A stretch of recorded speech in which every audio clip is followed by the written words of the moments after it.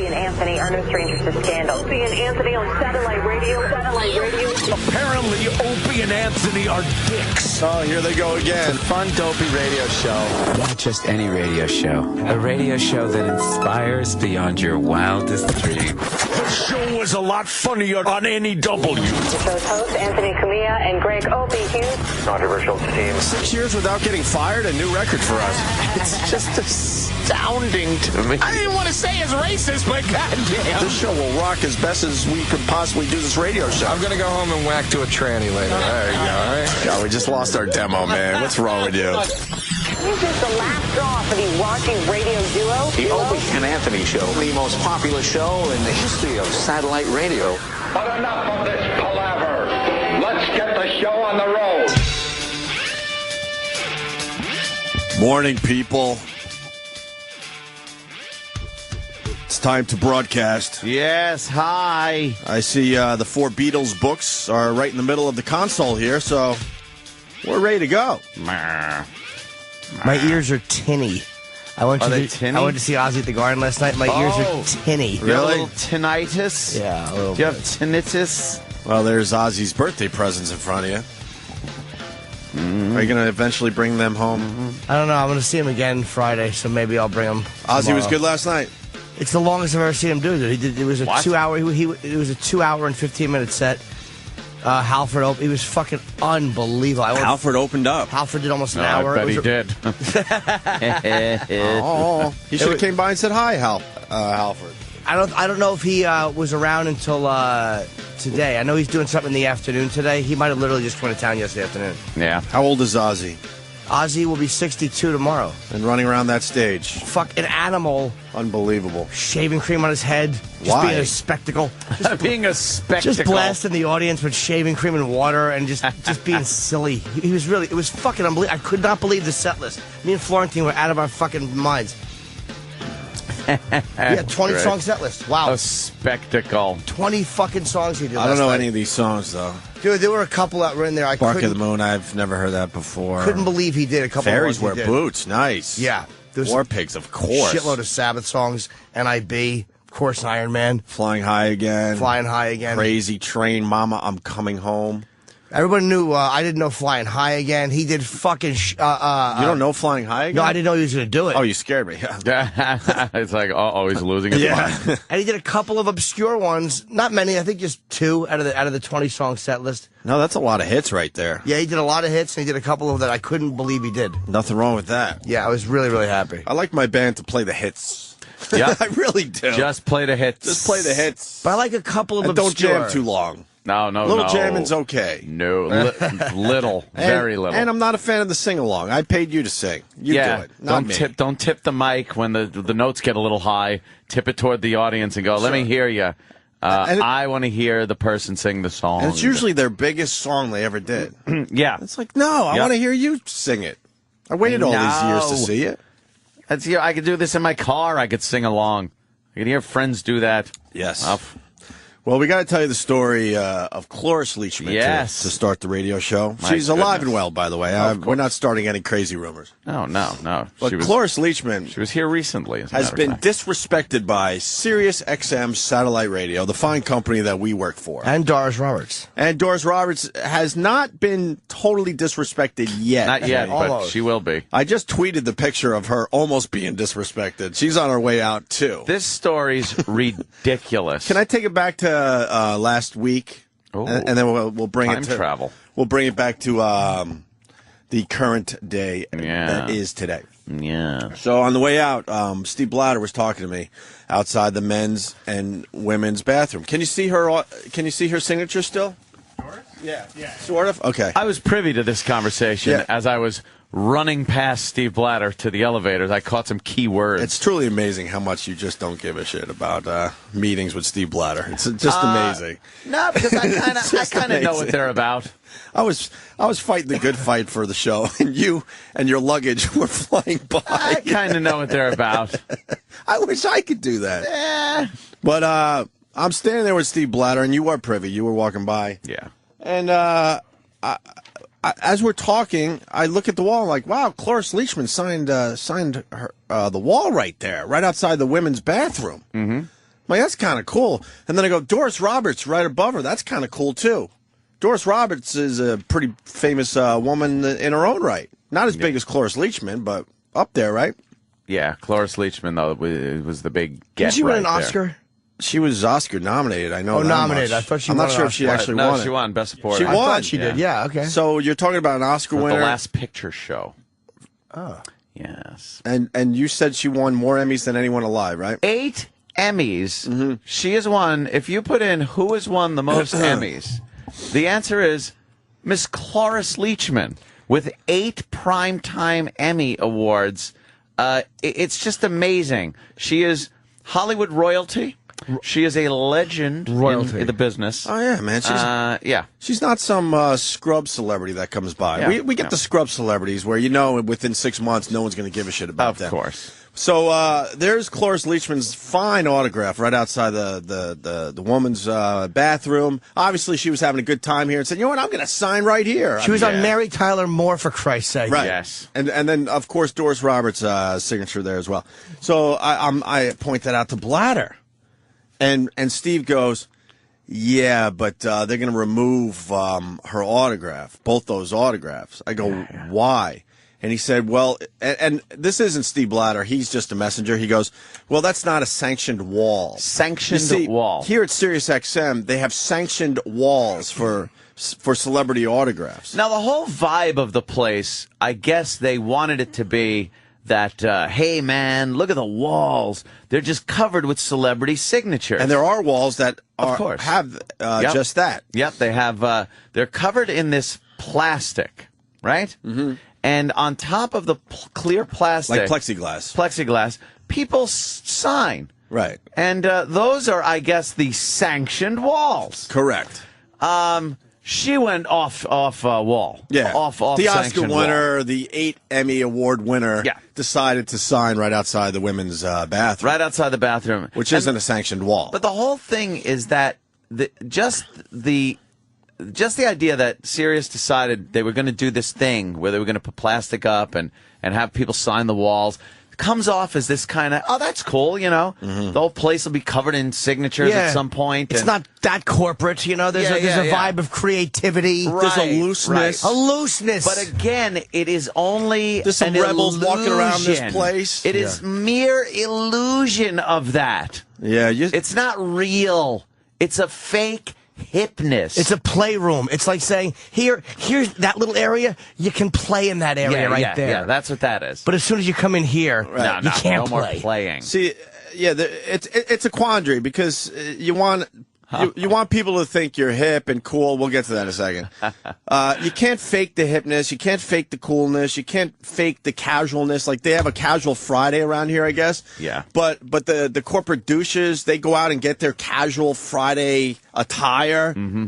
That makes it so obvious that this is their casual Friday attire. It's not like a real casual day. It's where you just look in your closet and go, you know what, I usually wear this on the weekend, and if it's casual Friday, I'm going in with this. It's an Innotech casual Friday is what it is. Yeah. That's over the thought process that goes into casual Friday, even in this joint, and a lot of corporate joints, by the way. That's why we're bringing this up today. It's so douchey because it's fake. Yeah. Fake coolness, fake being hip, fake casual. Yes. So Blatter tells me, yeah, man, I mean, that wall will be painted over because that's not a sanctioned wall. I laughed at him like, there's no fucking way they're going to paint over Cloris Leachman's autograph. Oh, there isn't, is there? So Jimmy and I were walking out yesterday, and we walked by the wall, and I glanced over, and I went, holy shit, they actually removed Cloris Leachman's autograph from outside the women's bathroom. So then you go through the thought process. Yeah. Who the fuck had a problem with this? Human resources, right?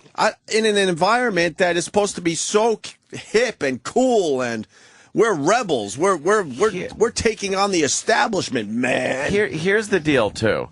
It was just to the right of a entranceway into a foyer area where the men's room and the ladies' room are. Right. So you walk through, like any place has 2 bathrooms, you walk into the common area, and there's a door on one side and a door on the other, men's and ladies. Mm-hmm. Right outside that entranceway on the wall is Cloris Leachman's autograph. Used to was. be.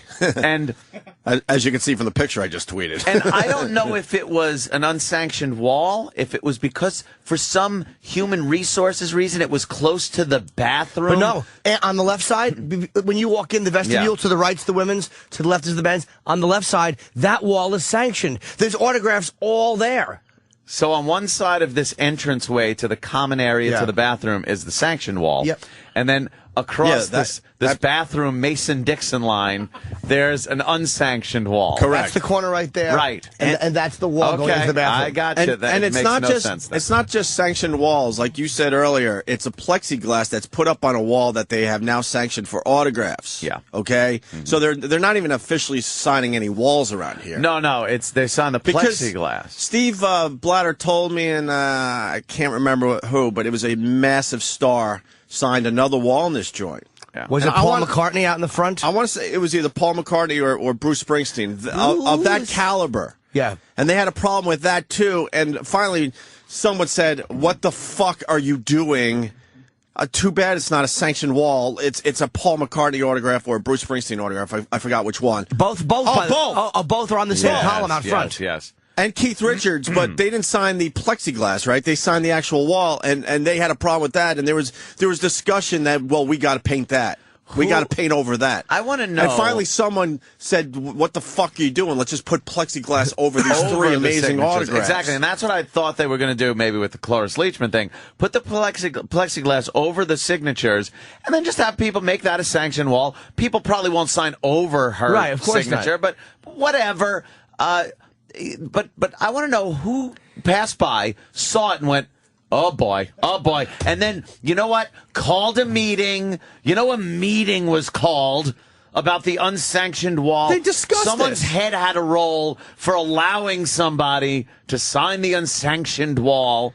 It's like we work in a place where they put on little radio shows. It's somebody in human resources, I think, was the answer. And I haven't met anybody from human What resources could here. possibly have been the problem? What they got?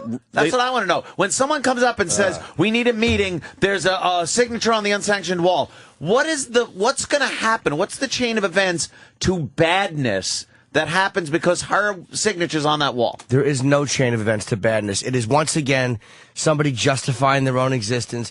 Human resources. I hate to tell people this is in any job. Yeah. Human resources. If you work for them, you're a dirty word.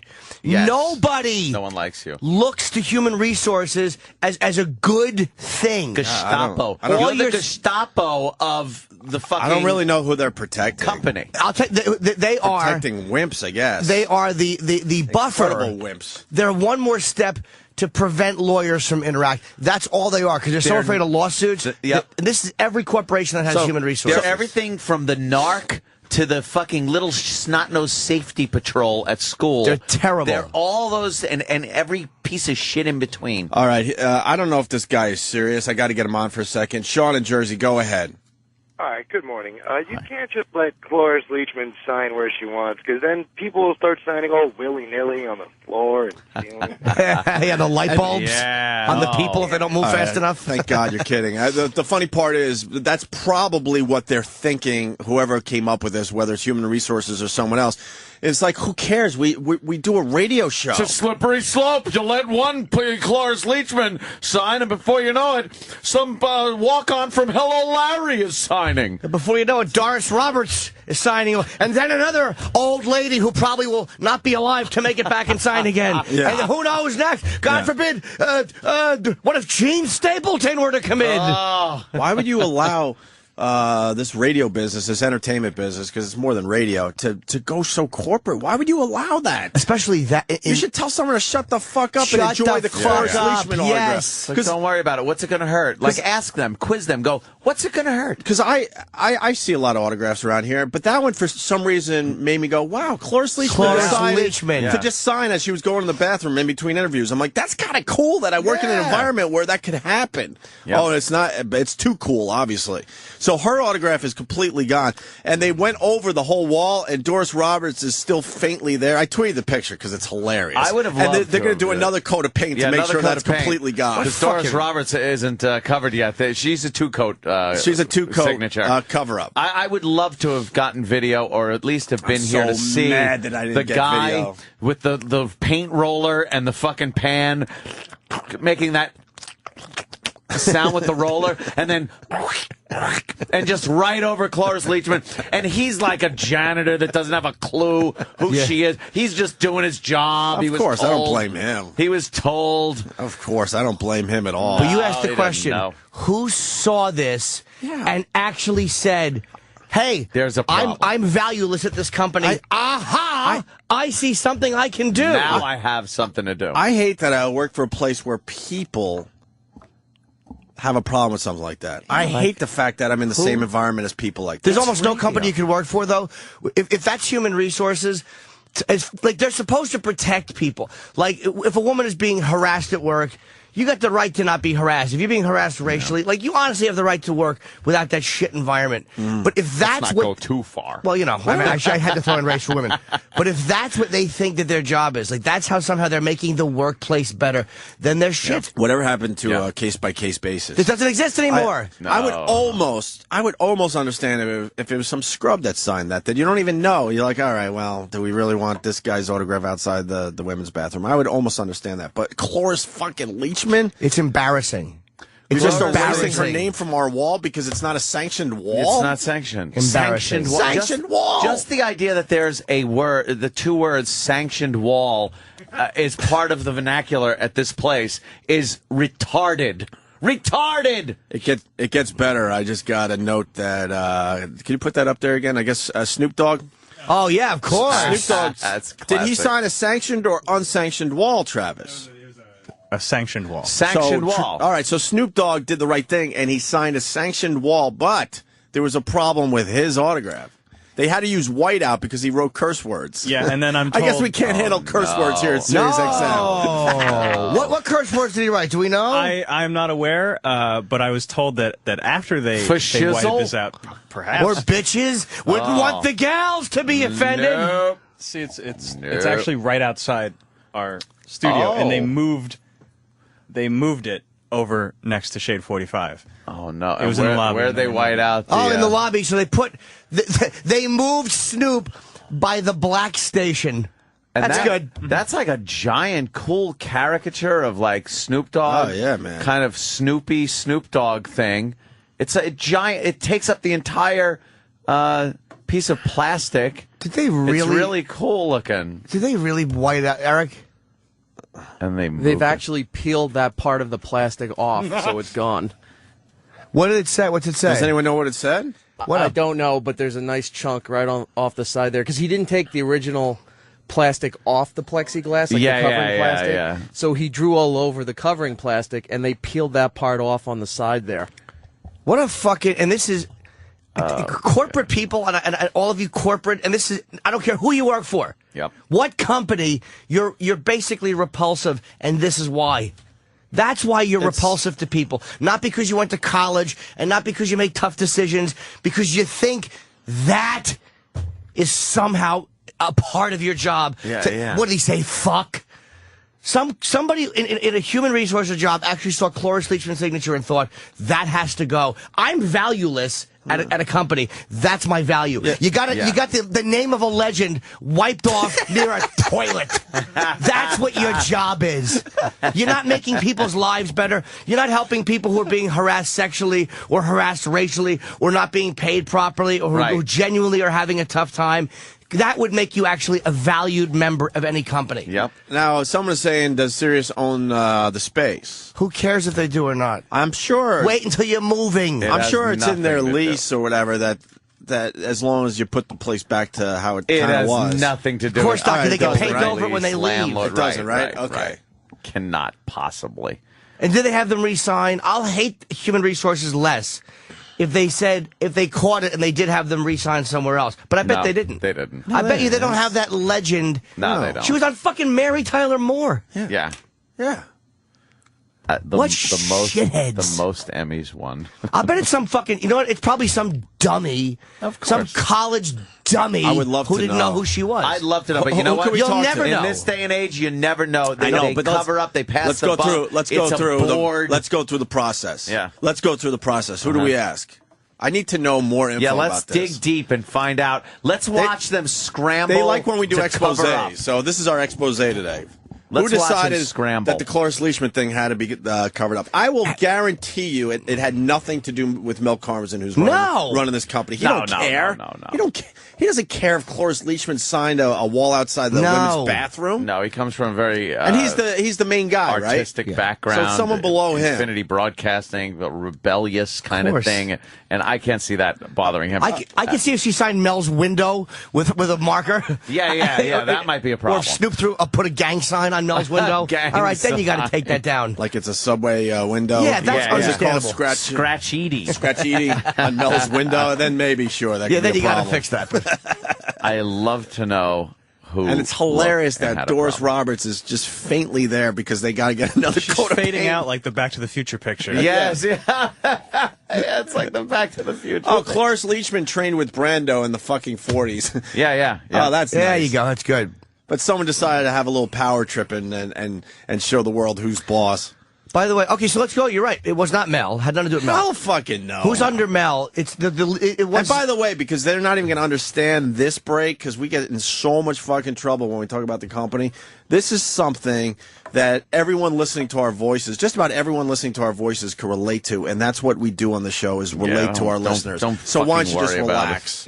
We're not beating up the company. We're beating up what has become this corporate environment, which is very uncomfortable for most people. And why corporations and why there's no humanity left in them. We always talk about that, but it's little shit like that that really it just makes you sick to your stomach. It's got to do with the pay, got to do with benefits. It's that. E-Rock. I don't know what it was that they whited out and ripped out, but somewhere else on the drawing, the word shit is still on there. Oh, yeah. So whatever it was on that side. It probably was the Worse N-word. than shit. Maybe they said nigga. He might have said it. N-I-G-G-A. Or was it an actual accidental rip? No, it doesn't look like somebody accidentally hit the side. Did they cut it to have to get the thing in the wall? No, because the other ones, it's just a little. This is the Snoop Dogg, by the way. It's a little patch thing. You can just poke right Where through is it, E-Rock? I'll look. I'm very good at interpreting graffiti. All right, there goes Jimmy. It's like worked at the gang bureau or Yeah, something. you might have seen my tags all over the subway cars. Titty boy kid. Kid. Let me go to John in Brooklyn. John. Hey, what's John. going on, guys? Good Hey, morning. man. Good morning, John. Listen, I work for Con Edison, and let me tell you something. The human resource department in our company, it's like they took all the Carlton black guys, all the gays, everybody in that one department, and everybody's so scared to go to them for anything. It's like if anything happens in our department, we can't go to human resources because they're afraid what they're going to do because they got no hearts, and all they want to do is kill us. Well, you never want to go to human resources. That's like going to the principal's office. You don't want to go. I would imagine human resources. I hate to say this was probably a good idea to turn that off when it first came around. It was probably a good concept. Everything that was a good idea until it's been perverted. Exactly, and then it was perverted. Yes, Jimmy. Jimmy has just studied the Snoop Dogg autograph. It looks like the entire piece of plexiglass was covered, and Snoop just drew on like if they said on the cover. And I didn't realize that Snoop did the whole thing. Wait, what does it say? Because someone might. It says a lot. Snoop drew the whole fucking thing. There is profanity on it. Hold on. Carolina man, and if this is true, this is even crazier. He goes, Opie, I'm going to harbor a guess about Snoop. Bitches ain't shit but hoes and tricks. I don't think it's, no. And then, of course, he writes, that's a well-known lyric. So he might have just wrote a well-known lyric down, and they said, we got to clean this up. Not enough room for that to have been. It says I'm the shit a few times. It does say that on the wall, so it might not be for that reason. That's why they had to move it, probably. But they didn't. It's not like they took the profanity out. There's something on the 3/4 down the left side. It's not that big of a triangle missing, and it's over where a screw is. But it does look like it was cut. But it's a sloppy cut. So it's almost like if they cut, they would have just taken scissors and snipped. Yeah. I don't know exactly what. Snip Snoop. They're dumb to have moved it by shade in the corner, though. It's like if Snoop did all that. Yeah, put it by the black station. But let them lose their souls. It's amazing. That's the thinking, That's though. pretty much what It they is their did. thinking. We'll make the blacks comfortable. We'll put this over here. They're so out of goddamn, touch. Let's say hi to Rich in North Carolina. Rich. Yeah, I think Jesse Ventura needs to get to the bottom of this. Maybe we can get I won't Jesse. be your puppet, Or sir. maybe it'll come out on WikiLeaks. Yes, Yeah, maybe we get WikiLeaks. Jesse What to Snoop kinda, wrote. Maybe Jesse walks the hallways today with the Ultimate Jesse. Warrior. Let's go to Frank in Manhattan. Frank. Good morning, boys. How's Hey. it going? Hello. buddy. Hey, I got a great story of how useless HR is. Okay. About a year ago, I got laid off like a lot of people in corporate America. And I'm sitting there at the table in the conference room stunned that I just lost my job like most people are. And this bitch is sitting across from the table from me trying to lay out my severance package. And I have millions of questions. And I'm starting to ask them as I start to, grasp that I'm out of work. And as I start asking all these questions and trying to get some real answers out of this stupid broad, all she does is point at the packet and say, well, all the information is right there. All you have to do is read it. Yeah, she can't talk to you like a human fucking being, right? And the title is Human Resources. Yeah. They're terrible. Human resources in any company. The way we look at human resources, no matter where you work, is ugh. Yeah. I got to talk to them. Everyone hates them. They're snitches. You're right. They're the hall monitors. What else did you call them? Gestapo. What are the high school words? Oh, yeah, narc. The fucking narc. I think that guy's a narc. Well, how do we find out? The same thing, yeah. Do we go to one of the guys that babysit the channel or something? Where do we go next? I would like to ask the process. I'm curious. Yes. I'm really curious about this. I would love. We will not get an answer. I would love to sit with We don't human get an answer for resources nothing. and be honest with them and not even yell and just go, I don't comprehend. I don't want to dislike human resources. We don't What need is it to you guys yell. do? I don't want to dislike you. understand you. Yes, I don't get I don't it. understand you. Could you please enlighten me? Your job. I know you don't want to be a dirty word to your employees. Yeah, and don't just go over the basic line of we're here to make sure that people aren't harassed or anything. It's like, no. I understand your cover story, Right? But what is the reason why a signature can't be on a wall? And just explain some of that stuff to me. Some of the more in-depth things that you guys do that people just see as inane, ridiculous, unnecessary drivel. Sure. HR is just puffing stuff. They're just terrible. He's your friend when things get rough. They're just terrible. This guy was contracted to remove the Snoop signature. These people. Sean in North Carolina. Hello, Sean. I believe Sean. Go ahead, Sean. Yeah, I was contracted to remove the signature that Snoop Dogg done. And I'm actually looking at it right now, and it says, E-Rock is a fat piece of, and that, Oh, boy. I'm so happy his phone cut out. I am, too. I wished it would have been because a nuclear explosion happened. Or You even- heard a high-pitched squeal as his phone melted. Or something a little less, like him just having a stroke while he was driving his 18-wheeler by a schoolyard with a gas can in his hand. Don in Jersey. Don. Is that Don on the phone? It is. In Jersey? The Don, yes. Maybe. Maybe. Hey, simple question. Who the fuck is Doris Roberts? She's the mother on Everybody Loves Raymond. She's the mother on every hit sitcom. Ah, damn, please. I think they've moved her around a few times over the years, right? Yeah, she's been on, but even on and Everybody Loves Raymond. I mean, it's one of the most successful sitcoms in history. Yeah, and she's done way more than just that, too. She's been around forever. She was at the Cellar one She's night not- years ago. She wanted no part of me, but I took a picture with her. Oh, really? Nothing to do with me. Well, then fuck her. Paint over her name. I did. All right, man. Chisel from PA. Yeah, I wanted to let you guys know that you got to be careful that it could be thermite paint. Oh, that they painted shit. over it with? Thermite You never know. paint. You better protect yourself, fellas. That's how they got into the trade center to set the charges. It was first they sent in celebrities to sign the walls, and then they came in with thermite paint to cover it, and the employees just thought it was human resources. If I were you, I'd be suspect of your own building. I know I was a Navy SEAL, a former governor, a fighter.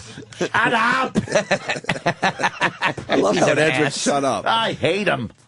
You just don't have to do the impression, and then you won't be annoyed. I know, but I do. I am. So that's the story of Cloris Leachman. It's just amazing to us.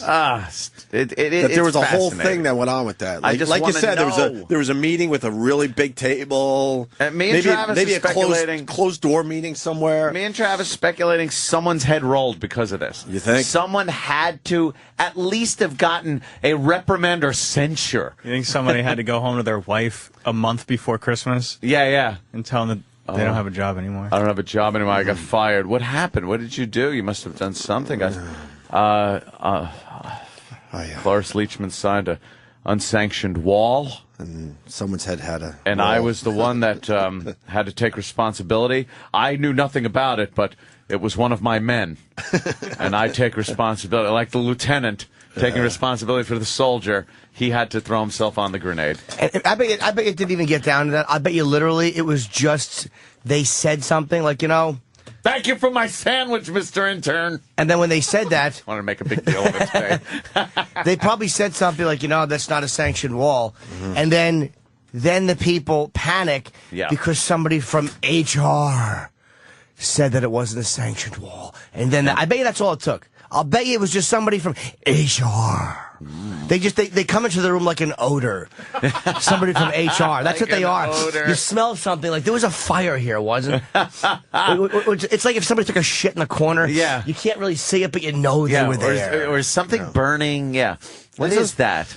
Just the corporate environment is exhausting. I mean, we told the story of the coat hanger behind me, right? That was last year. Two-pronged coat hanger that Opie wanted behind him to hang his coat on. For all of us, actually. I said, we need a coat hanger here. I got a chair, fuck it. Yeah, but it was winter time last year. I said, it would be nice to have somewhere to hang our coats in the studio. The email chain that went back and forth to get this done was mind-boggling. First, it was no. It can't go there. It was a complete no. A complete no, you can't get one. And then we actually asked why, and I guess they really couldn't come up with an answer. It was one of those things like, there must have been a meeting discussing what the answer could be to why we can't have a coat hook. And they could not, but even them, in their genius of being able to come up with no's for everything, could not figure out how to say no to a coat hanger. They try to go with, it'll affect the acoustics in the studio. I remember that. Yes, they did. That's right. I go, do you realize the horse shit we do every day? Yeah.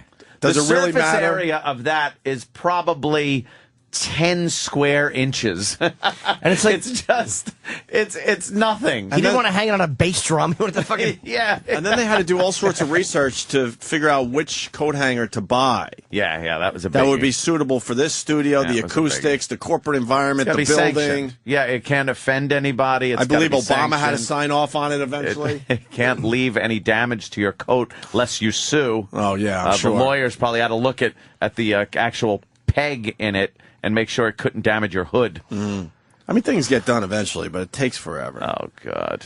Because it just got to go through the red tape. It has to go through the corporate sludge. It is utter craziness. So, goodbye, Cloris Leachman. Yeah. Sorry that you signed an unsanctioned wall. Glad to know you. Bon voyage to her really signature. Sorry. And Doris Roberts, you got maybe one more day left on the unsanctioned wall, looks like. You got one day of drying and another coat.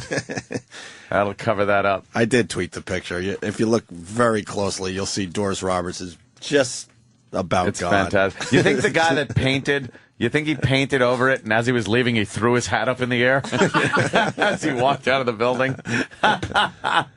We're gonna paint it after all. It's just, it makes no sense. No, let's say hi to Eddie in Jersey. Eddie. What's going on, guys? Hey. Hey, guys, I just want to point out something. Only in corporate world where it's a white-owned company, they have to toe the line. In other stations like C100 and the other darky kind of stations, they've got a billboard with the Jingle Bell rockin' Christmas Eve bullshit.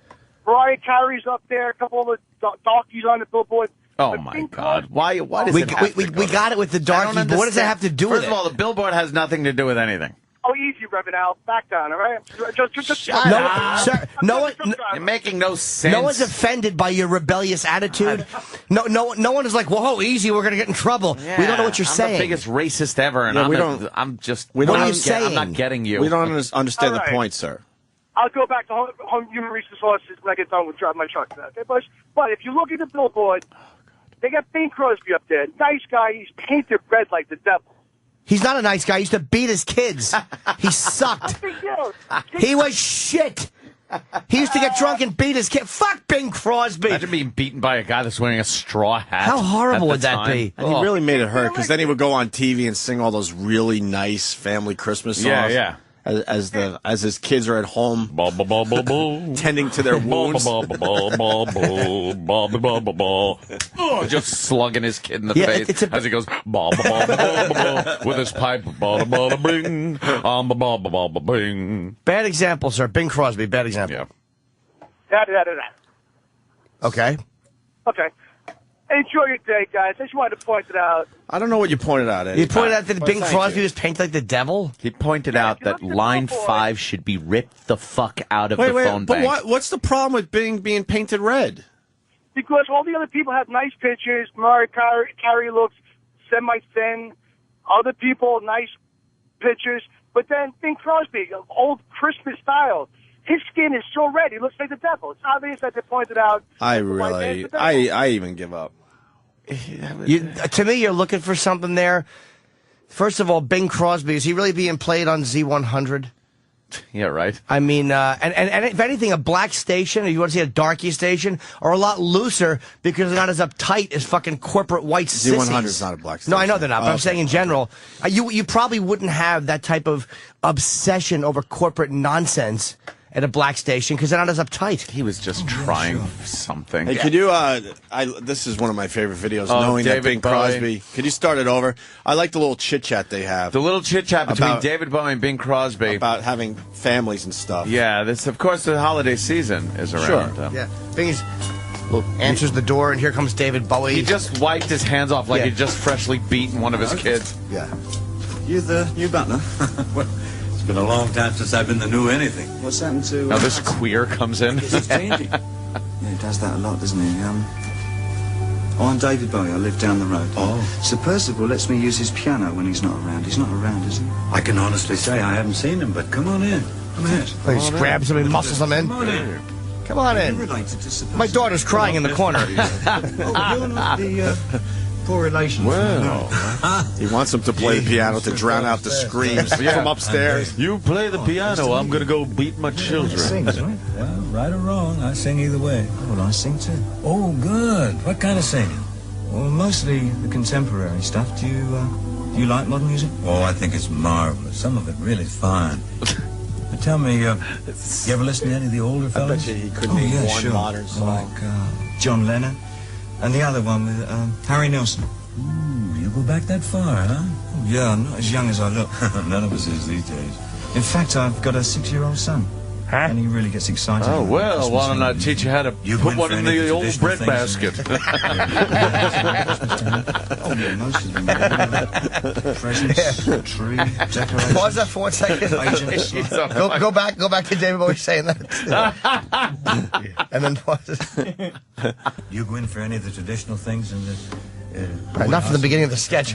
Oh, yeah, most of them, really. Yeah. No, we need the... Presents. Yeah, go back. It's just hard. As young as I look. Yeah, there you go. These days. In fact, I've got a 6-year-old son. Do you punch him in the face? He just sincerely looks at him. Do you slug him? You gotta punch your kid to let him know who's boss.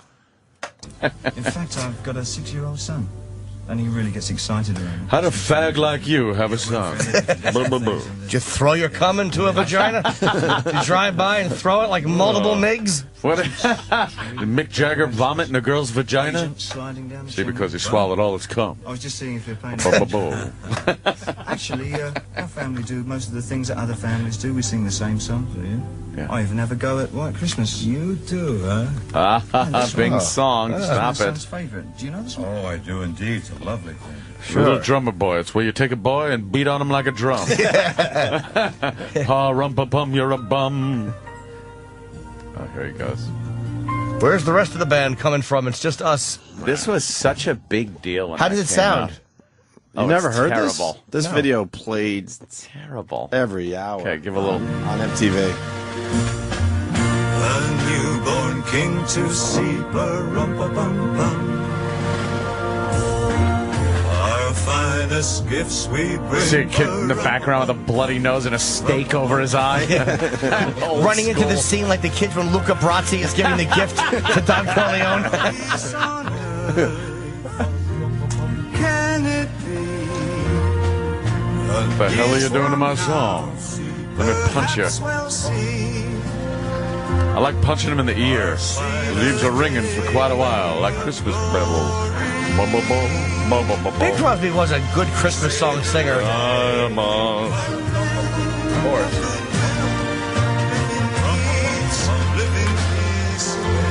They just don't look right together.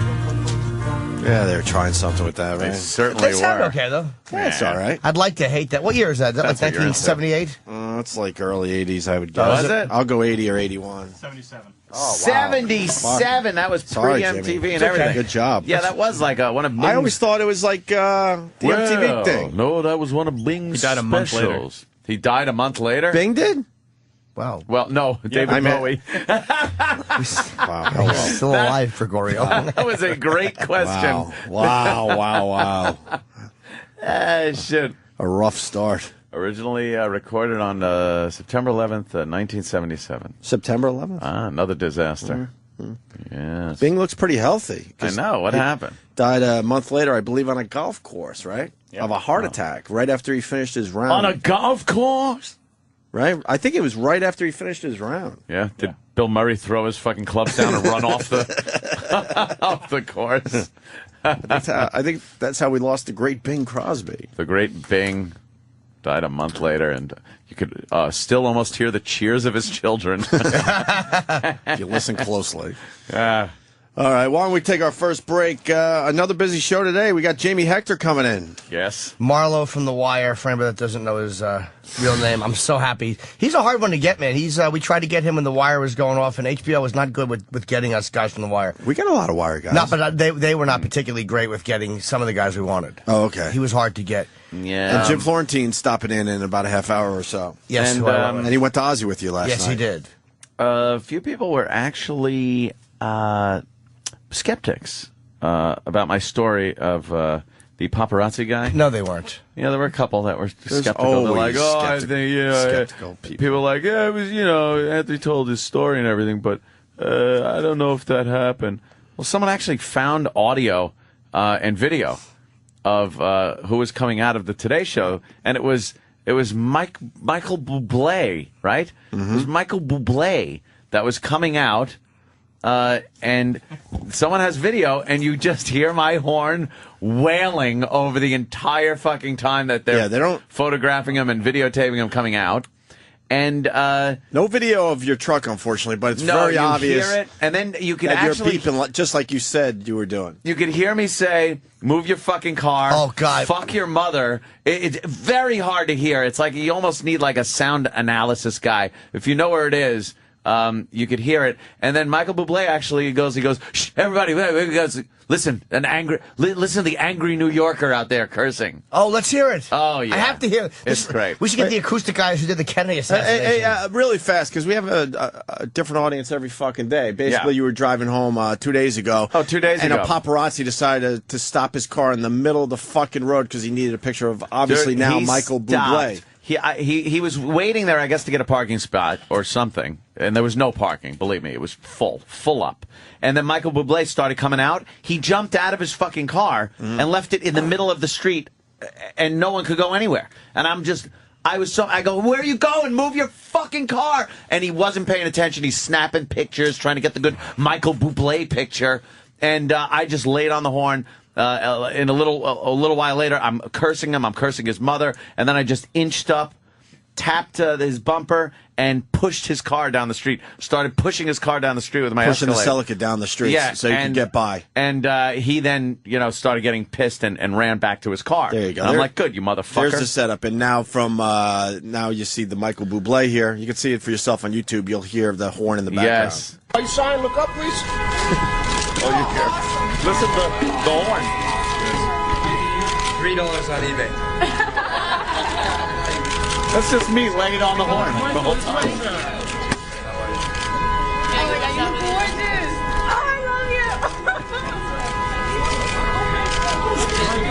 And then they cut it. And he's taking pictures. Hey guys. Aren't you guys cold? I've been waiting for you for a long time, man. Nice shoes.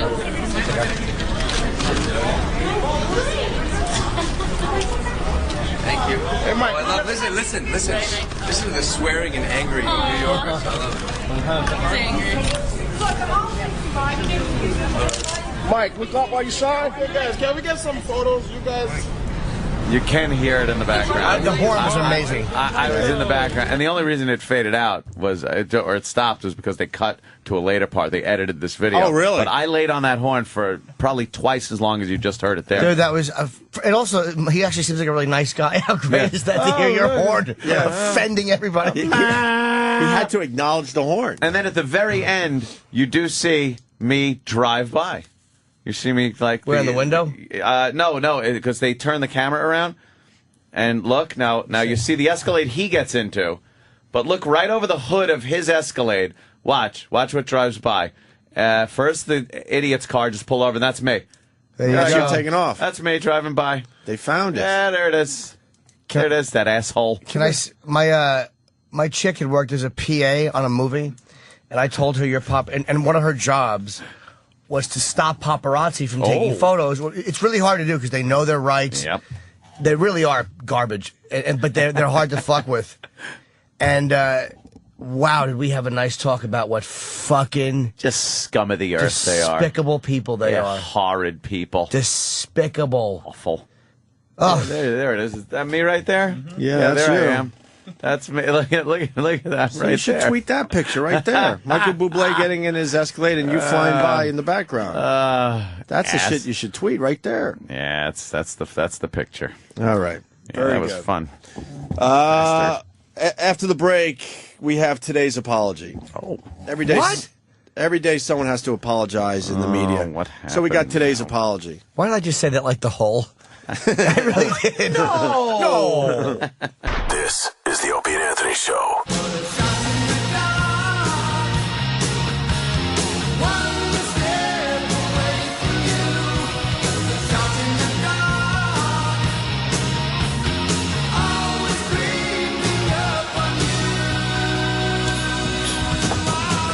You want to feel old today, Ant? Britney Spears is 29? Yeah, exactly. Oh, okay, yeah. Exactly.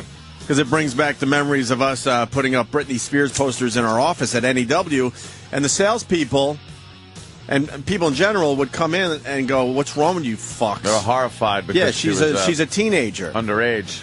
She was underage, right? I guess so. Yeah. She's 29 today. 29. Wow. That time does blast on by, doesn't it? My God, man. The awkward looks when they came into that old office, man. We haven't had an office in years. I have not been in an office. I remember when we first got here, they said, all right, here's your studio, and then here's your office down the hall. And they showed me, like, here's where you'll sit, and this. And I knew I'd never go in there. No, and it goes back to what we talked about earlier really quickly, is corporately, we don't want to hang out. I don't need to be down that end. Hell fucking no. For the building. It's really healthy for the show to get the hell out of the corporate environment quickly. Yeah. It really is. No joke anymore. That's really what it's about. Because as soon as they walk down the hall, you know there's some kind of issue that shouldn't be an issue. Some dumb little problem. Some just stupid little thing. Yeah. But at NEW, we loved our office because it still wasn't as corporate as this whole thing has become. As corporate. Our office at NEW was just debauchery. Could you imagine having that office here? No. Oh, well, we did the discussion where they had a problem with them, with Kenny heating up Pop-Tarts in one of our office spaces. Remember that? Oh, God. Really? I think we got past that eventually after a long email chain and meetings and whatever. Jesus. But, yeah, imagine our old office with the Jägermeister machine in the office. We had 3 beer. refrigerators, two for beer, 1 for food. We would sit there and drink beer in the office after the show because God knows I didn't want to go home. That was for sure. I wasn't going home, at least not sober. I wanted to be on equal footing once I got home. And I would just sit there and play video games on the computer that I had on my little desk.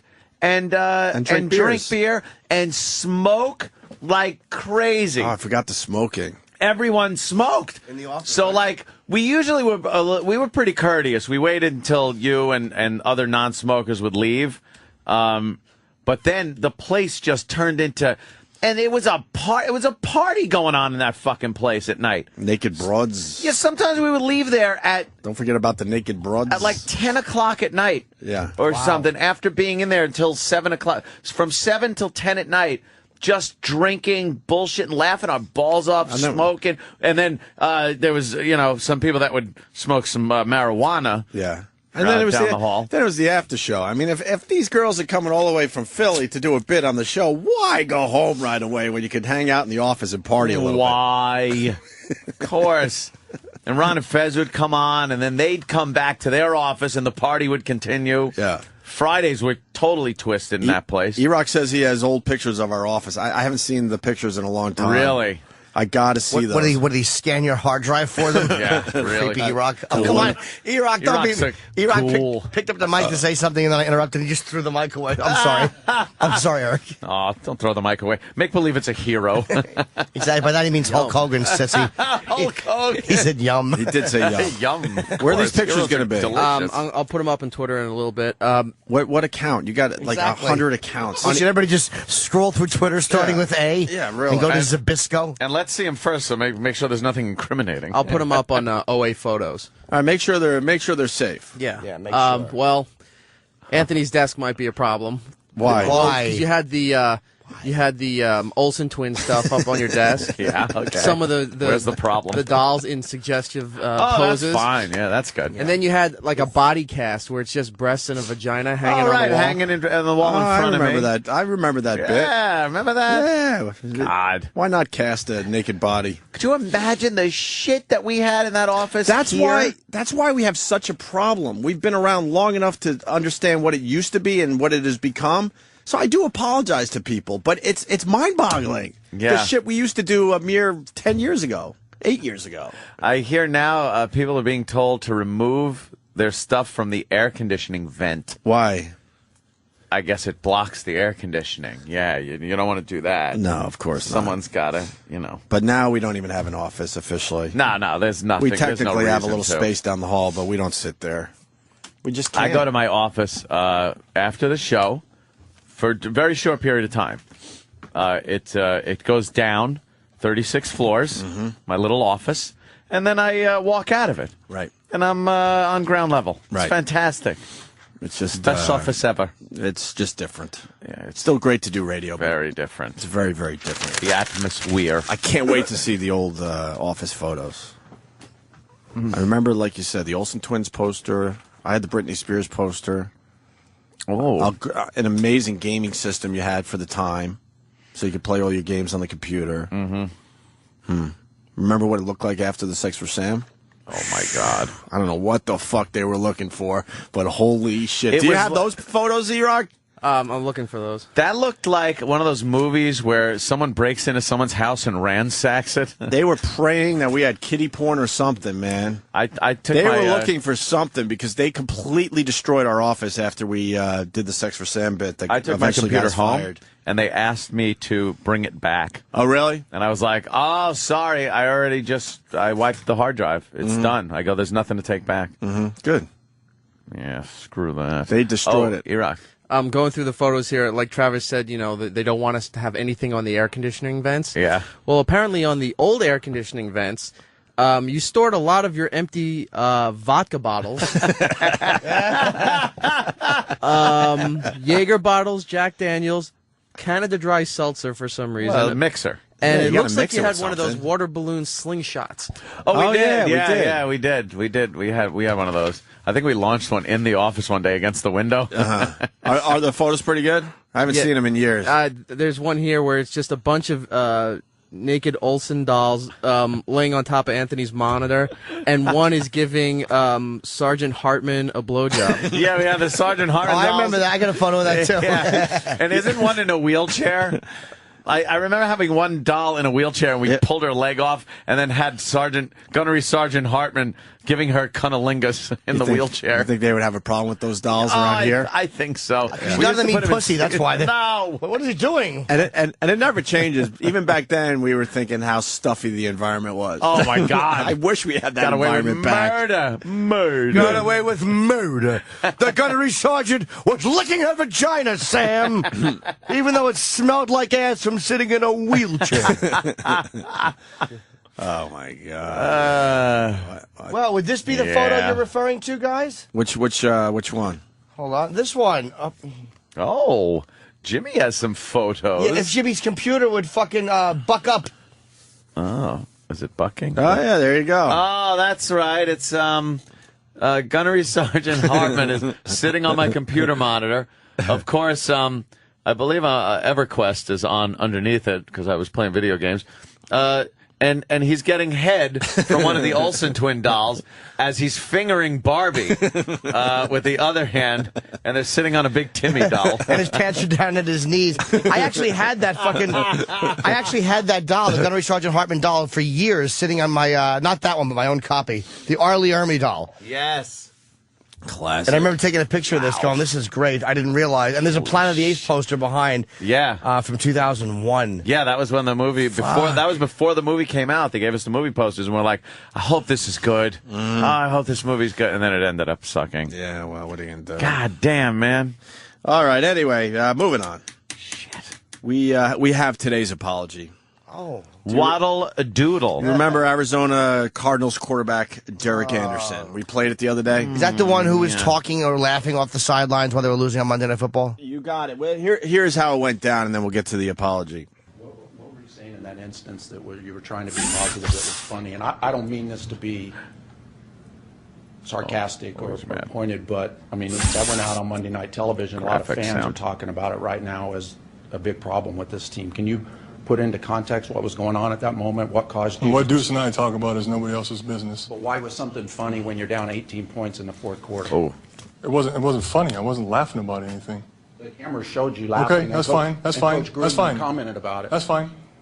That's fine. I'm not laughing about it. You think this is funny? I take this serious. I'm not. Real serious. I put my heart and soul into this every single week. All I'm saying is the camera showed you. I'm just telling you right now what I do every single week. Every single week. I put my freaking heart and soul into this. I study my ass off. I don't go out there and laugh. It's not funny. It's not fun. Nothing's funny to me. I don't want to go out there and nothing's funny to me. On Monday Night Football in front of everybody. That's why I'm asking you what. I'm telling you right now. We're talking. Deuce and I are talking. What was the context in I'm which? done. Sorry. He's taking defensive position, though. First, this is why this fucking reporter's a cunt.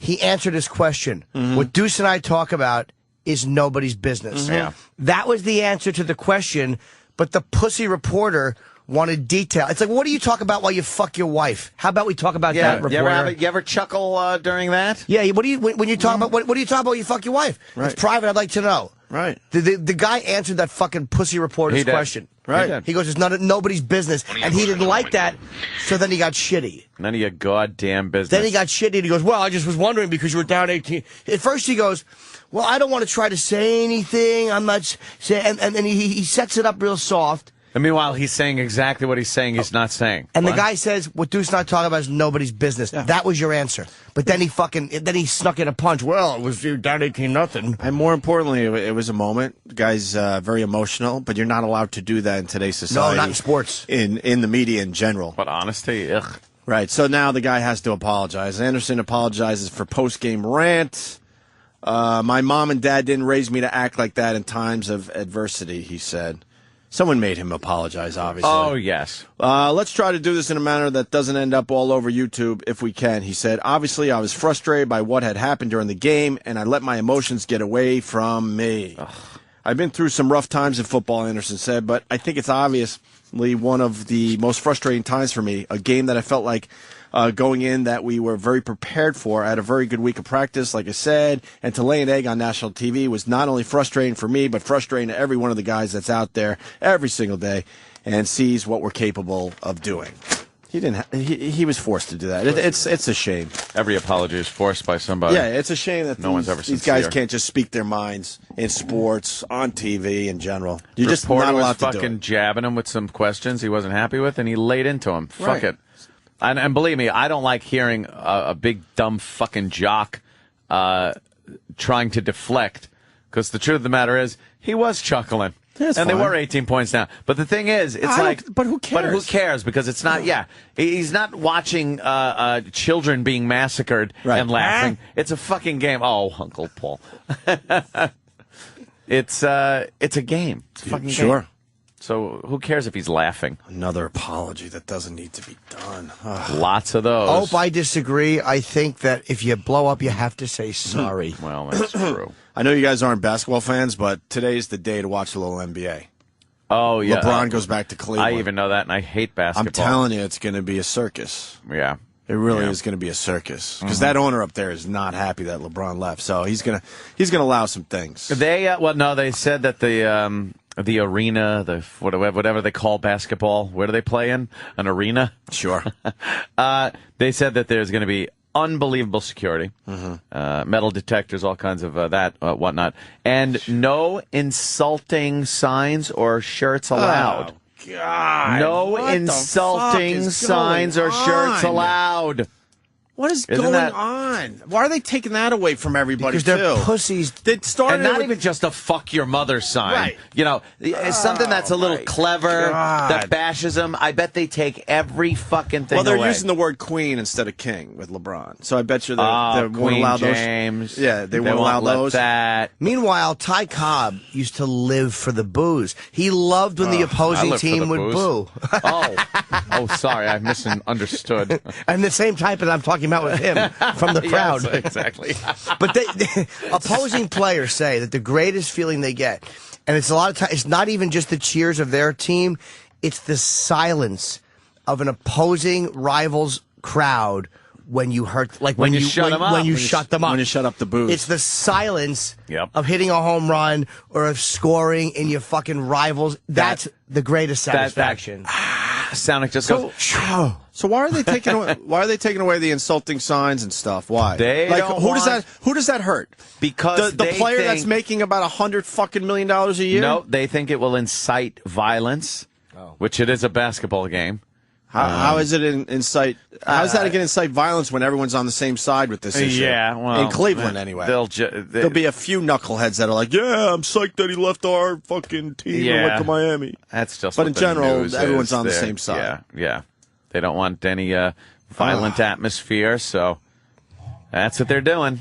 No signs, no shirts. They did it with your Yankees, with the rivalry with the Red Sox. They started taking away all those shirts. Both sides had great, clever shirts for those series, and they're starting to make sure you don't wear those to the baseball games. Yeah, it's a family event. You don't want to. It's not a family event. Let's keep it nice. I mean, let's keep it nice. It's a family event, but it's also an adult event. Oh, now let's just keep it nice. Now it's a game, and everyone should be nice. You said it perfectly years ago when you said, we're protecting the children and sacrificing adult entertainment, fun, and entertainment.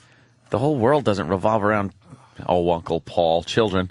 No, I was just doodling. And you know what? Diddling. What? My point of reference has not changed at all, having a son. Yeah. I'm still right there with you. I'm still right there with you, though.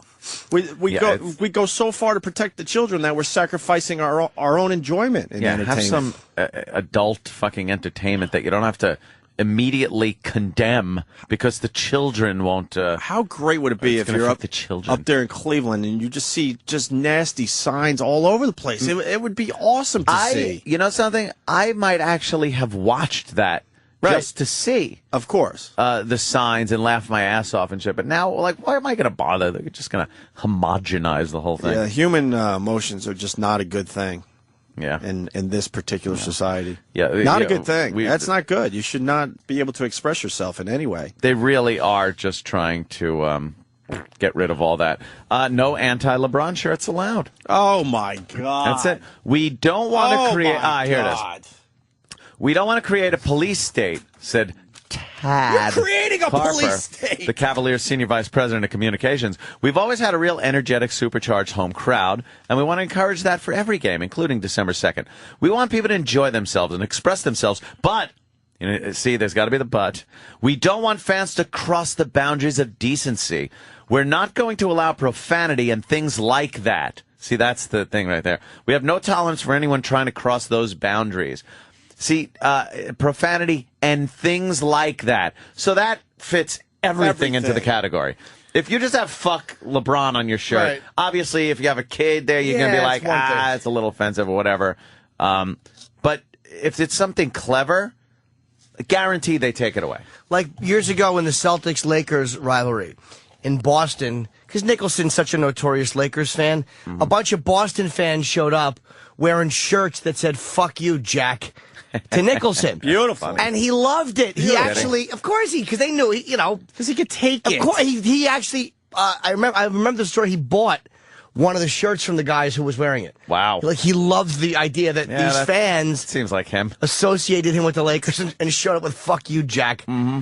So it's like, it's not going to kill you to see a dirty word. God, this could have been a fine sports moment, and they're going to try to, fucking protect it. And sterilize it. Here's a little follow-up to that, because it's not about profanity or anything like that. That's another fucking cop-out.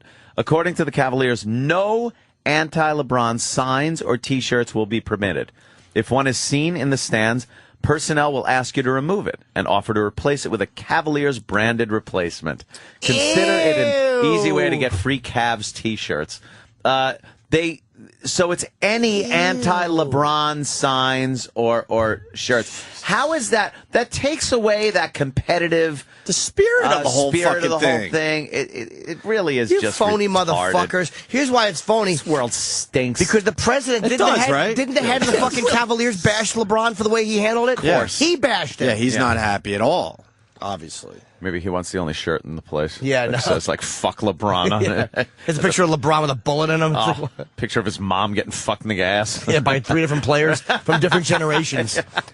Chamberlain, Jabbar, and fucking someone from now. They just want good sportsmanship all the way around, right? He's gonna Kareem in her face. That doesn't make sense. The word is cream. Hold on, this guy's saying you right. Josh in Cleveland. Josh. Good evening. Hey. The sign thing is a rumor. You can have signs. I think they just don't want LeBron hanging an effigy. That is stop it. Anthony just read the statement. Yeah, I think he was trying to make they're sterilizing the whole situation up there. I think. You can have signs. You can have shirts. They just don't. Where's your info coming from, sir? It was all over the news this morning. Oh, was it? Was it? Anthony just read the official statement from the guy. It was a statement from the guy. No, it's wrong. All right, I'll take it. right. I'll take line fucking 6. That's who I'll believe. Line 6 or something. Shut up. God, I hate everything. Just makes it more fun for everybody. Who the fuck you hurting in the end? If they start fighting, you throw them out. Yeah. And who are they going to fight with? Yeah. What's the? They're going to fight with themselves. They all agree. I was. They took the Red Sox shirts away, right? And the Yankee shirts. Like the bad, like negative shit. Yeah. Oh yeah. You can't do that. Remember how much fun that was? Remember the and they got more and stands? more creative every time those two teams played. It was like, holy shit! You see the new one they just came up with? Yeah. And I remember there was an article that came out where they started banning all that. Yankees suck T-shirts banned. Why? At Fenway. Excuse me. I always Don't say Fagway. You might have to apologize tomorrow. Fagway. And they can't wear those. They can't wear the Yankees suck shirts. And then we got other things. Of course, there used to be a lot of like signs in the stands, a lot of signs that people would hold up. And it would just now make you everything is laugh. offensive, so they just take it away. Who's it offending in the ridiculous. end? Who is it offending? So It offends stupid. people you would never want to hang out with anyway. All those good rivalries that like people got creative and did things that just made you laugh. Now it just gets you thrown out. You're supposed to sit there like an overpaying customer, buy their fucking wares, buy their fucking overpriced shit, and sit there like a victim and watch the fucking overpaid shitheads run around in circles or in a straight line or bounce a ball, depending on what sport it is, and just have no emotion anymore. Why don't they just fill the stadiums with robots? 'Cause Why not? That's what they really Yabba, want. dabba, do. Right. Just sit there. Bunch of Fred Flintstones. Yabba, dabba, do. We're all just what sheep. the fuck, man? We've been fucking, our balls have just been cut off year after year. They just clip more of your nuts off. God, next thing you know, they're cuffing your cock. You know what? I don't think I'm going to watch the game tonight. Yeah, it doesn't feel exciting anymore. You're going to see, like, people boo. I don't want to see the fucking like, game. I want to see the reaction of the right, fans and LeBron's reaction when he steps on that court for the first time. They'll boo him, but after that, it's over. How about booing, and then you don't know if later on in the game you're going to see somebody with a really funny shirt, right, or a sign, or some shit like that. I bet you they control the booing somehow. Oh, God, they'll probably Start have some PA music or something. Software for the sound. Make sure everybody sits. No, they're saying Lou. Yes, that's it. They'll bring out some guy named Lou every time LeBron is mentioned, so they could say it's Lou. They'll have Lou Piniella courtside. Yes. They're flying him into Cleveland. They're just saying Lou. They're just saying Lou. See, Lou's at the game. He's in the front. Right there. And the camera real shakily goes to Lou every time. Right. They have to have a cameraman right next to him at all times. Can't allow the emotion to get out. No, God forbid real human emotion makes its way out and is seen in public. Ah! That fucking book, 1984. They're inviting Lou's all of it. Lou Diamond Phillips is there. Lou Grant, even though that's not his real name. Just don't sign the wall by the toilets because Cloris got in trouble. You're not even allowed in unless your name's Lou. I'm hearing. So tired of it. But that book, 1984, I read it every 4 years. And I watched the movie because I hate reading. I never saw the movie. Yeah, movie's all long. right. Well, it's long. It's a little dark and it's a little slow. That fucking book predicted like all this shit. Yeah. With all the it's scary, actually. You can't use real words anymore. You can't. It's just fucking amazing what's happened. And you know what? We're not in the majority with this. I don't know how that happens. We're really not. Our audience, us and our audience get it, but we're just a small piece, man. There's a big fucking piece of pie out there that goes along with this shit. I was watching a bullshit, Penn and Teller's Bullshit last night. I have a DVD from, I don't know if it's last season, but it was on taxes, and goddamn, they do a fucking amazing job exposing shit. Yep. Bullshit. It's just an amazing job. Perfect name for the show. It really is. Well, it was originally called Good Stuff, but then they felt it just didn't fit. Get it? Yes, I do. Yay. And just the way they talked about it, I was getting so incensed that I actually was thinking, would it be possible to just leave the country? Just to leave. And then you realize there's nowhere else to go. They got you wrapped up. So, where are you going to go? Mexico? People go. Like Jesse? People go and get a citizenship somewhere else. Yeah, but you can't. You're stuck. But then you realize the futility of trying to change anything, because they were talking about the tax law and the reason it's so complicated, and it sounds like a conspiracy, but it makes perfect sense.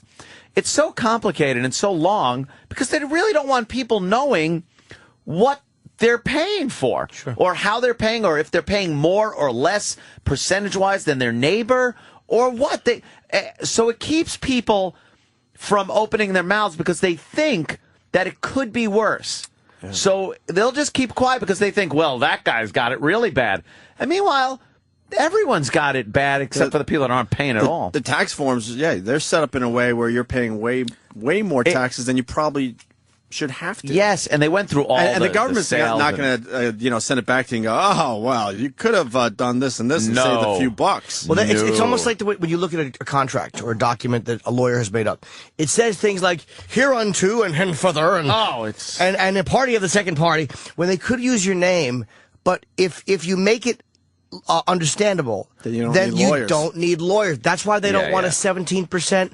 Equal flat tax, because that removes so much of the IRS's necessity. That's why they can cut back on the size of government. That's why they created their own language, lawyers. But they to protect themselves.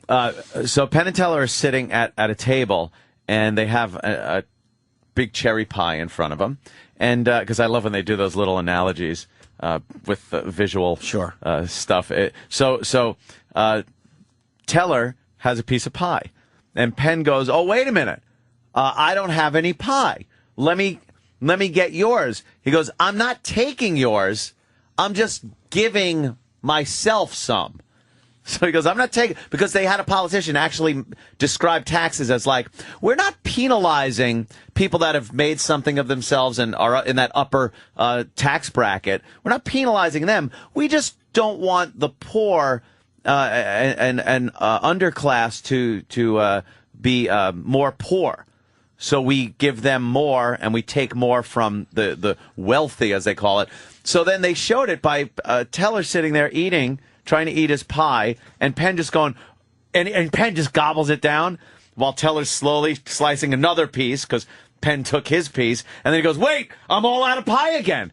He goes, but I'm not taking yours, I'm just giving myself mine. And he did it for the whole pie. And now he goes, now we're both out of pie. He goes, so what we have to do is we both have to find someone with pie so we could give ourselves more pie. And it was a perfect example of what's going on. That doesn't make sense, though, because this is about money. Oh, see, it's an example, Chip. He just, this is it. But it was infuriating to watch, where I was actually getting like tense, like I was getting tense, and like I wanted to do something, and then just realize the futility of change. And it will always be this way. We will always get just fucked in the ass. Then they said, no, obviously no taxation without representation. So they sent someone there to the representatives right there at the Capitol. They had a camera crew and a gentleman dressed very nicely trying to ask questions of their representatives. And they run. The representatives run away from you. Charlie cocksucker fuck Rangel, who is part of the Ways and Means Committee, who wrote the tax law, who is now trying to beg for leniency because of tax evasion. The motherfucker wrote the tax laws and didn't pay his taxes. That fuck. Scumbag. And now he's trying to get his constituents and the other people on Capitol Hill, he's trying to get them to not... To just give him a little spanking. Shouldn't that a reprimand and not a censure. Shouldn't he go to jail? He should be in jail like everyone else would be if they didn't pay attention to the rules you wrote.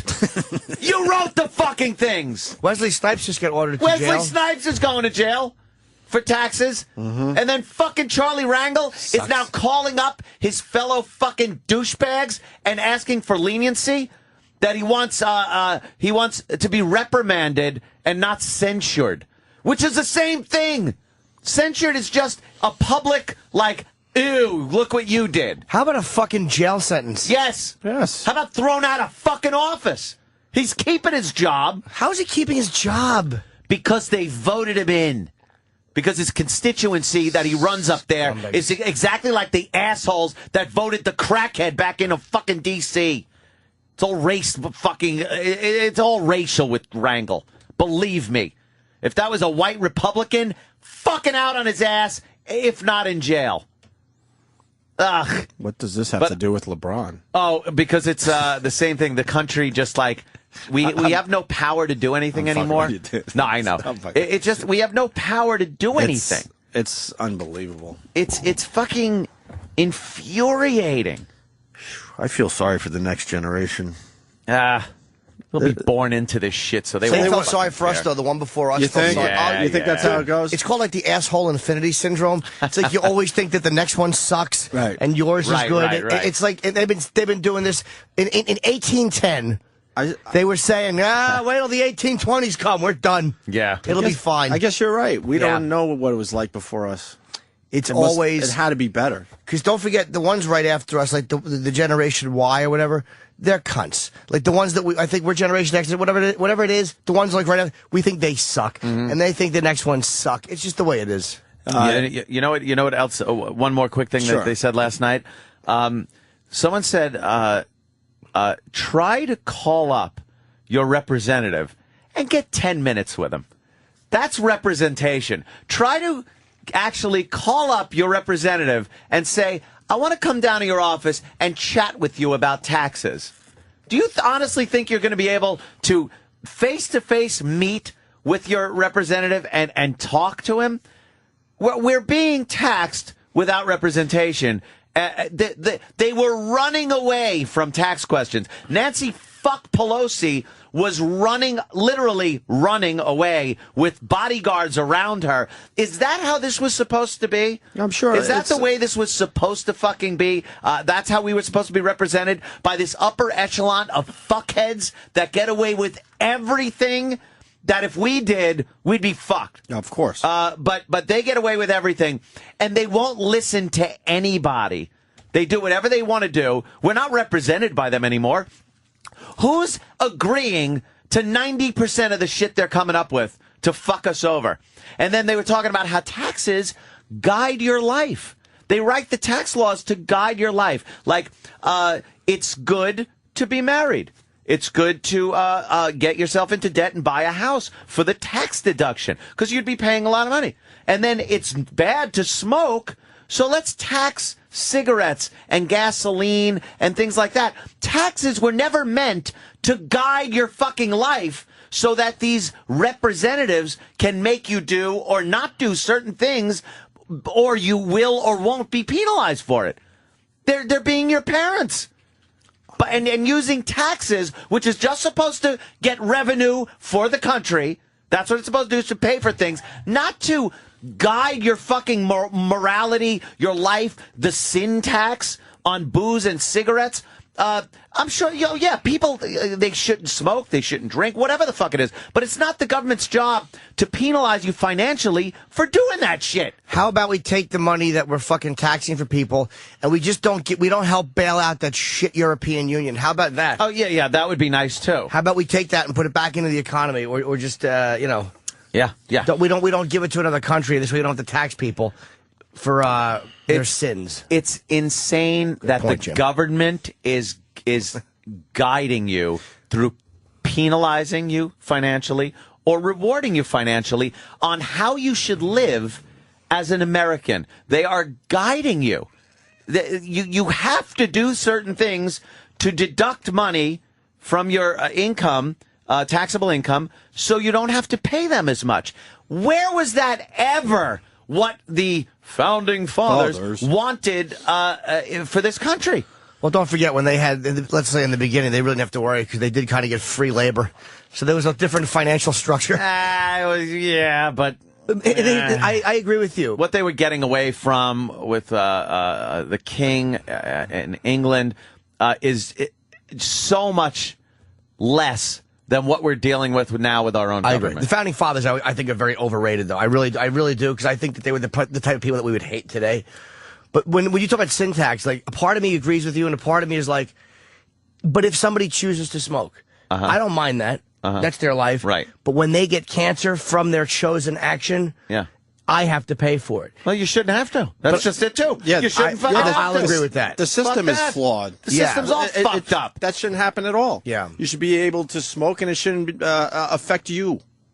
Yeah, that's it. Fuck it. It's wrong on both levels. I just when that point was made, it made a lot of sense that the government's job is not to fucking guide your life through penalizing or rewarding you financially for what you do as an American. That's not what it's all about. It's astounding what little power we have as the people, which is the government. When we bash the government, people forgot. That's supposed to be you.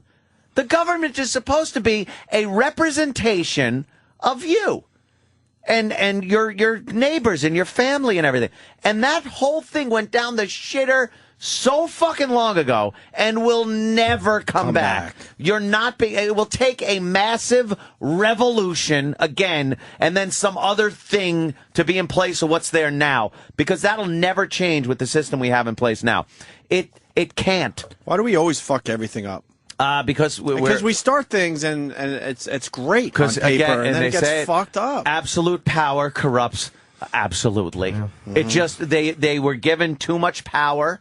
Our politicians, where it became they're not representing us, they're representing their own interest, they're representing the people that represent the politicians' own interest. So if you have a company that is making widgets in your a district, and they give you a contribution, you're going to treat them better and give them what they need, more so than the rest of the people that you're supposed to be representing. And then after a while, that snowballs, and before you know it, you're not represented as an American anymore.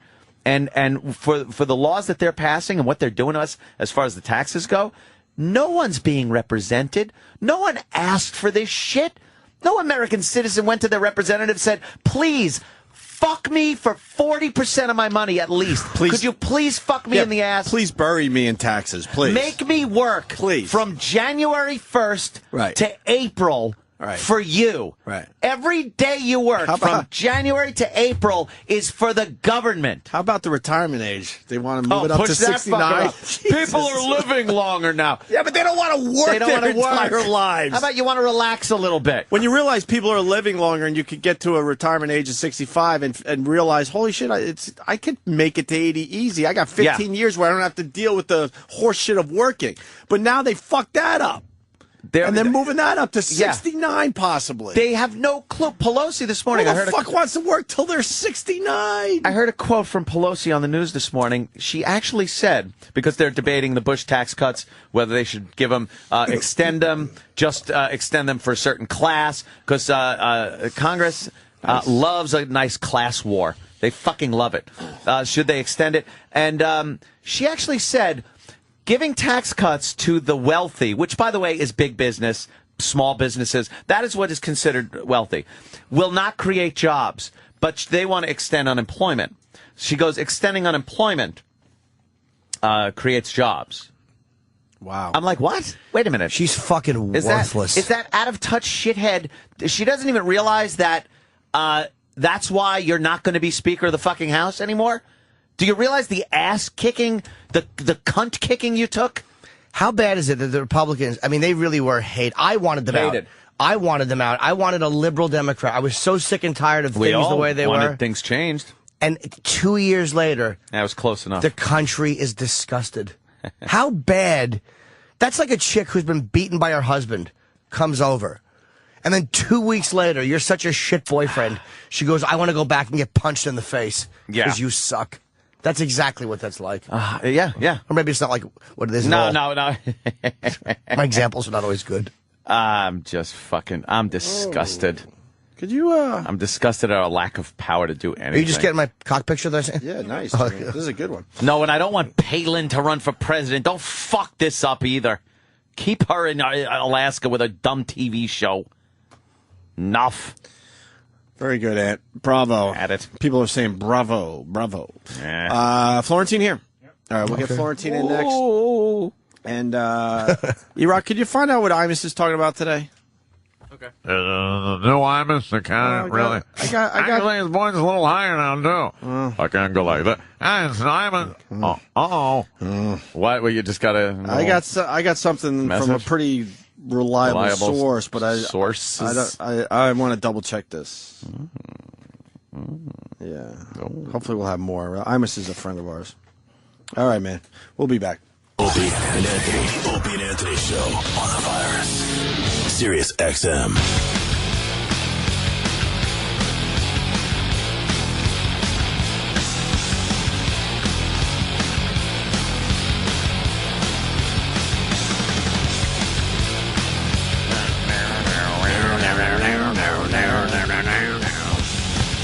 Yeah. Jim Florentine in studio.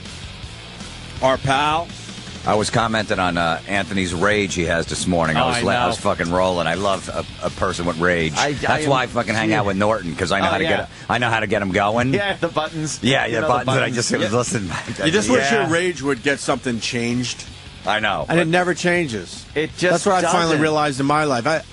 I've ranted and raved for so many fucking years and finally realized, holy shit, it doesn't change anything. It's the futility of it all that really gets me, is the frustration of not being able to do anything. Yeah, but I guess it feels good to get it off your chest, I guess. But you really wish, because you You feel like you know more than the average fucking asshole. You would hope that you work with. You know, you would just hope. And I was saying to Jim, it's like, you know, you get these people with the signs, and we're going to change the tax structure. No tax. And you could have 100,000, 500,000, 1 million people on the great lawn, and they're protesting that. And then they go away with their shirts and their buttons, and then nothing fucking changes. Nothing does. I mean, even Obama tried to do it a nice way. I goes, look, I'm going to work with Republicans. I'm going to go talk to Iran and North Korea. And everyone's like, all right, that sounds logical. And now he's already apologized. And I should have worked with the Republicans more. And, okay, that's good in theory to go talk to Iran, say, hey, what's the problem? Let's work this shit out. But it's not going to work. That's like some guy going back to his first ex-wife who's having fucking nightmares for 20 years ago. Let me get you guys in a room and see if we could talk this out. In 5 minutes, dude, you were fucking right. She's out of her mind. Yeah. In a nutshell, that's what it is. When Obama was talking change and everything, and obviously I wasn't agreeing with his platform,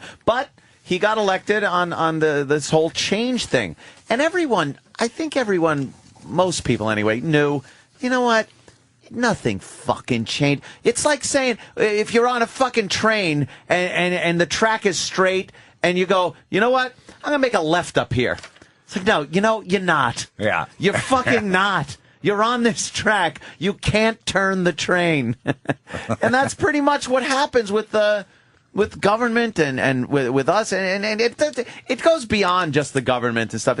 It's our whole way of life. We talk about how, we've talked many times about how you don't have freedom. They say, I love it, America. You know, we have freedom. And it's like, you don't have freedom to do shit.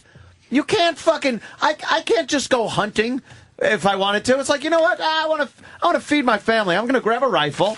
I'm going to hit the woods. I'm just going to bag a deer and fucking drag them home. Because we got freedom. Because we're free. Oh, what? I can't do that? All right. You know what, though? I'm going to drive up to... I'm not free to do that. At least I walk down the street with a beer in my hand? No, I can't even do that. You're not free to do that. No. You're not free to do fucking anything. At least you own your own house. No, you don't. What? You can't do anything. That's another thing I saw on Penn and Teller's bullshit, which was amazing. Lawns. They did a whole show on lawns and how people sign on to these neighborhoods where, and they did sign on, so you're kind of fucked, and that's how they fuck you, where you have to keep your lawn manicured or you can go to jail for not having your lawn manicured. And the same type of grass as your neighbor. And people have gone to jail for not having their lawn, for having brown spots on their lawn. What kind of freedom is that? You don't have any freedom. I wanted to, when I initially wanted to put my pool in, I bought my fucking house. I have my land, my property. I am the property master. I wanted to dig a hole, line it with cement, and fill it with fucking water. The hoops. The variances from town that I had to get, the fences that I had to get variances for, the inspectors that come in, the money that fucking just comes out of your pocket that you don't even know where it's going to officials for the freedom that I get to live on my own land like Pa Ingalls. But no. in their defense, they probably knew what parties you were throwing. They said, put up a big fence. Exactly. And a camera. Yeah. And get fucking Chris Hansen over there. Half his guests might walk into the water like Lou Costello's kid. It's when you step back for a few seconds, and a lot of people don't. You are caught up in this almost matrixy feeling thing sometimes that you don't step back and look at the big picture and go like, wow, we are really fucked as this. We have this image of America and Americans, and then there's the reality of it, which really isn't what you think it is. You think they have more freedom in Iraq? Well, with the anarchy brings more freedom, but it's not necessarily the better way of life. I guarantee if you're looking to have some kind of property that you own, you could do just what you just said and make your own hole, line it with cement, and get a hose fill going it with bodies, whatever you want to do. Yeah. I was just over in Kuwait. I was performing for the troops over there. I was talking to a Kuwaiti. God bless you. But those guys, they actually like us because we saved their ass, so they don't really hate America. Maybe they do. They talk behind our back like They are very slow when you go through customs, though, aren't they? Did they get you through quickly? Yeah, because they had some representative meet me there, and just hot chick in Kuwaiti, really? Some Asian broad, and every Kuwaiti was even checking her out, and then not supposed to, I guess, or whatever. And I went right through and got right through. Probably their government after she got you through. Their government, though, they give anyone that's a national, they give them at least $6,000 a month just to stay there, to stay in the country, because they don't want everybody leaving. That's the minimum. That's like the white trash low shit. From $6,000 to $15,000 a month, they give every family just to stay in Kuwait. They only work 6-hour days, 7 a.m. to 1 p.m., 4 days a week. How does their country work? Because they have oil. Oil. That's it. They have oil. That's a great incentive to stay there. The government gives you money every month, and you work 6-hour days. But then again, it does show you what happens when the military has a fucking to be called up. They basically just open their mouths and allow the Iraqis to stick their gun. They really were not a good. Yeah, they were not used to defending things. That's true. We do have like the and the women have no rights over there, which is great. No. They just got to shut their mouth. Shut your yeah. Yeah, that's great. You like that? Yeah. Get fucking Florentine through customs and shut up. Shit. Fucking Florentine. This country is, they always talk about its richness and resources and everything, but then you look and we don't make anything or really. Like, we should be such a wealthy country, just as wealthy, if not more, than these oil-producing countries. Like, yeah, we have some oil. I think we pretty much use it for ourselves. We export a little bit of it. But we have, like, a fuckload of resources. How do we not have the world's money pouring into this country instead of it being the other way around? Like, that I can't understand. But it's an amazing country, and it's just been so fucked over and bastardized and fucking raped that we can't even fucking get the world to buy our shit anymore.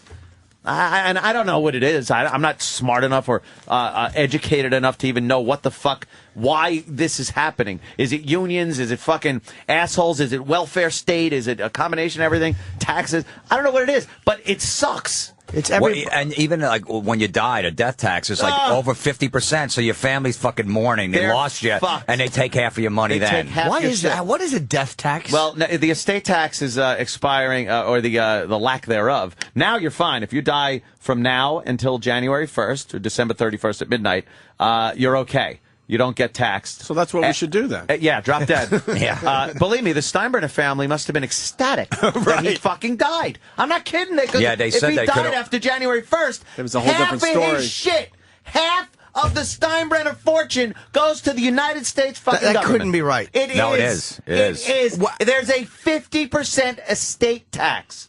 So you die after fucking January 1st, half your shit goes to the government, and then the other half goes to your family and stuff. You can set up some tax-exempt stuff and trusts. You can work and around whatnot. it a little bit. You can work around it. Yeah. I work with my finance guy, work with Barry and shit like that to get things done. Just to try to protect, not even to make. I'm not sitting there with a cigar going, hey, make me money. I need my Jewish guy to come in and make me some more bags of money. It's just trying to hold on to your shit now. Accounts used to be there to you want to invest in this. It's a great return. It's tax-free until you retire. It's this, it's that. Now it's all about how can I keep my shit? Yeah. I just want to hold on to a little bit that they let me have. It is fucking amazing. It's astounding and fucking infuriating. They won't even release your money. Like the courts won't even, if there's a bunch of money, like a house or something like that, when someone dies, like a $400,000 house. Yeah. They put the government gets it before it even gets in your hands because they'll fucking. And now you got to fucking, the legal fees that you have to pay just to fight to get the shit that should be yours, that you're entitled to? Oh. I leave you my fortune. We're rich, Norton. Get the suitcase, Norton. That's why I respect Joe DiMaggio. Used to keep his money in a fucking green hefty bag. Good for him. When the San Francisco earthquake, he was running down the street with a hefty bag with $500,000 in it. Is that true? Yeah. Oh, yeah. What a great story. Yeah, he would just keep it because he didn't trust banks or anything like that. He just had all his cash that he made from cards. He started selling signing cards and bats and stuff like that after all those years. Oh, that's fucking He kept it in a hefty bag. He was running down the street or an if anyone asked what was in the bag, he'd divert their attention by sticking his finger under their nose. Smell Maryland. Yeah, this is her molar when I punched it out.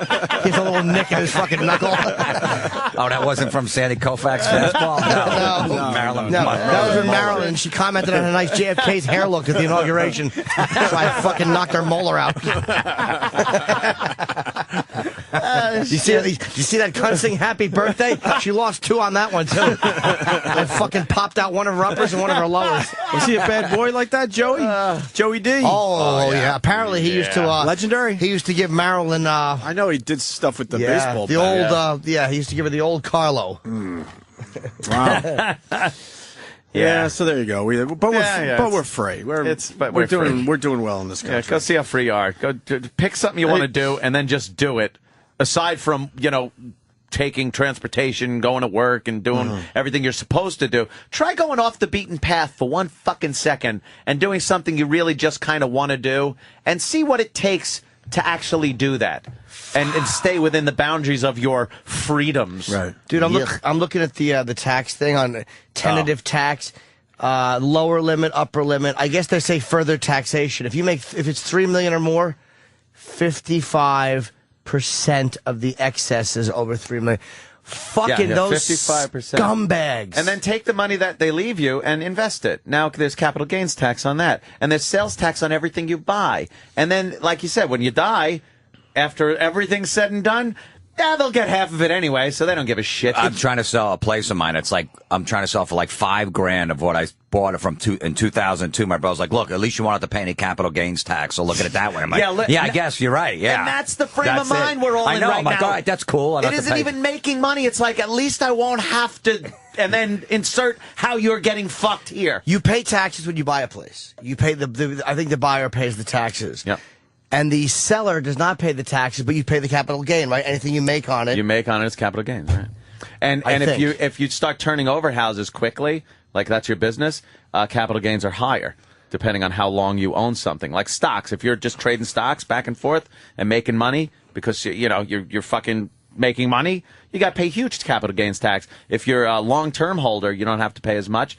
But they just figured out a way to fuck you. Oh, wait, by the way, additionally, estates of descendants that die after December 31st, 2000, will be subject to a 5% surcharge on the excesses of their estate over $10 million. So they'll take half, and then anything over 10 is an extra 5. Is that what we're represented? Is that what the people wanted? Is that what the represented public went to their representatives and said, this is what I want.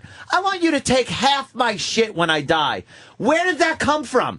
How is that a representative government? Would you be okay with that if you knew the country would drastically get better? No. Yeah. I would figure out another way. Cut fucking government. But on top of that, though, nothing changes. Nothing will change. Take all your fucking You'll money. still fucking ram your goddamn rim into a pothole. You'll still fucking have to pay your stupid taxes on everything you buy. Nothing would change because there's other places that money goes. It's all the cronyism that goes on and the fucking pork barrel shit from these politicians and the pet projects that go billions over budget with no accountability. Look at your big dig, Boston.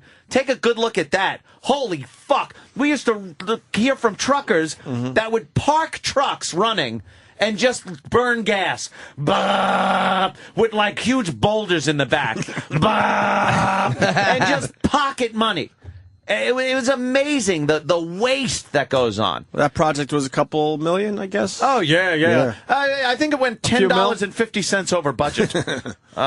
Just a fucking infuriating mess that will never end. So you just go home and drink. And with that, we say hi to Jim Florentine. That's how Florentine's appearance starts. Uncle Vinny's Jimmy, December 10th? Friday, December 10th. Point Pleasant, New Jersey. And then that metal show every Saturday, 11 o'clock. Slash is on this week. Laugh to take your mind off of it all. Metal. That's what the government does. MEDDLE. Yeah, I'm having a metal show. You went to Ozzy with little Jimmy Norton last night. It was great. Yeah, was Ozzy Speaking good? of which, the Garden on the merchance. Oh, Christ. 60-40 split. Well, that's the union. Now, of course, you're giving 60. A T-shirt, an Ozzy T-shirt was $35 for a short sleeve. Yeah. And it was $90 for a hoodie. $90. $90. Because me and Jim did the Beacon years ago at Dice, and it's the same split. I remember. 60-40 merch split, and that's Plus the the tax, plus the 11.25 tax you put on the... Did Dice try to make a deal? How about we go 50-50? But they actually decided they should get more money from your merchandise than you. No, we get get 60. But the bottom line, they get almost half. There's no reason for that. Those fucking dirtbags, no almost reason for that. half. No reason. You scared me. I thought they actually went past the half point and said, no, I deserve more than you. I wouldn't even put that past. I know, thank you. I am out of my mind about the merch split, and Pete will usually go because it annoys me. I don't make that much on merch. It's not usually it will cover. How is that justified? Because they just think that you're in their house. Guys like but Jimmy you made Buffett, money for their house. Guys like Jimmy and Buffett, plus, it's your material, it's your stuff. So why should they get a cut of it? Bringing them in, right? And they're not giving you a cut of their fucking liquor. Believe me, I am a nasty motherfucker, a club owner. I'm not getting a cut of your fucking drinks. If there was a full Madison Square Garden of people going, I wonder who's going to be here tonight, but I just came here because I love coming to the Madison Square Garden, I could understand them taking that cut. Right. But they're coming there to fucking see you. You know, they're coming there to see whoever's there. Ozzy. Well, Ozzy. I mean, the overall you know. It's like they're coming to see the performer. The performer brought the people in. It's more the so same what's the balls of them saying, like, well, it's our place? Yeah, but they're fucking people. And they will get it to 50-50. You know that. In some places, they will get it to 50-50. Unless you're Buffett. A guy like that, and this is what I've heard. How did Buffett get around Because this? Buffett sells 60,000 seats a night. He sells out sports arenas. So you think like Bruce has the same kind of deal? I'm sure if Bruce is smart, he does. It probably means these guys probably get 100% of their merch. I believe they get a piece of the liquor and a piece of the parking. Are you kidding me? These guys, when you bring in that kind of business, you can say, okay, go fuck yourself, fuck the unions. I'll go across the street and I'll work at that 50,000 seat event. Like, they make so much money. We need that agent for the fucking. We need that kind of draw power too. Like when you draw like Buffett does. Dumb joke. You can put your own rules because he doesn't need to work Giant Stadium. He doesn't need to work there. He can work at any other arena. He can go to Philly. And the people are still going to come and see him that would have come and seen him. Rappers idolize him because the way he fucking does business. So Ozzy was great there. Ozzy was great, man. Did Norton tell you about the birthday gifts that are still? He did. Those are them right there. Jim, you gotta. He said there was video of it. You know that he left. But I said, you know, it'd be great to end that video is Jim returning the stuff. Yeah. Oh, yeah. No, lift it up. Jim, lift him up. Feel how the entire stack. Yeah. He expected Ozzy. He expected Ozzy, one of his guys, to walk out with 18 pounds of books. 18 pounds of gifts. Those books are legendary now, though. Those are the famous books. This is the one he had, the big one. I'm showing Jim the he had that one. Yeah, but he liked the other ones he didn't have. Oh, he's so 10-year-old he liked them so much he left them. Yeah, I really I'm delusional, aren't I? If I would have just gotten this one. Rob Halford gave me a bunch of his T-shirts from his clothing line when he did our show. Yeah. And you know what? I didn't leave them because I liked them. Yeah. See? There you go. If you would have given him one about book, this? Yeah, he would have mentioned it briefly. He would have personally picked it up and taken it if you would have given him that one book. I know, the one on 365 Days, but the Beatles. Like Jimmy always does, the over-generous boy that you are. I am. You just got him too many things. I got very carried away. Too much goodness for your... When I met Ozzy when I was like a kid, like 17 years old... He was doing some record store in New York City. Oh, you must have been a real dick. I was like, I'm like, Ozzy, can you sign? He's like, yeah, you sign. I go, here's my watch. It was like an $8 watch. He's like, what do I want your watch for? I'm like, I don't know. I just have it. I'm a big fan. He's like, I appreciate it, but I don't want your watch. I go, seriously, take it. What the fuck am I going to do with your watch? We're arguing over it. He's like, I'm not taking your watch. And then security's like, just go. What is he going to do with my $8 watch? So would have just left it there. I know. Someone at wherever the signing was would have been wearing your watch. Imagine him coming home. Hey, Sharon, a fan gave me this $8 watch. Isn't this cool? I'm going to wear it for him. I'm going to wear it.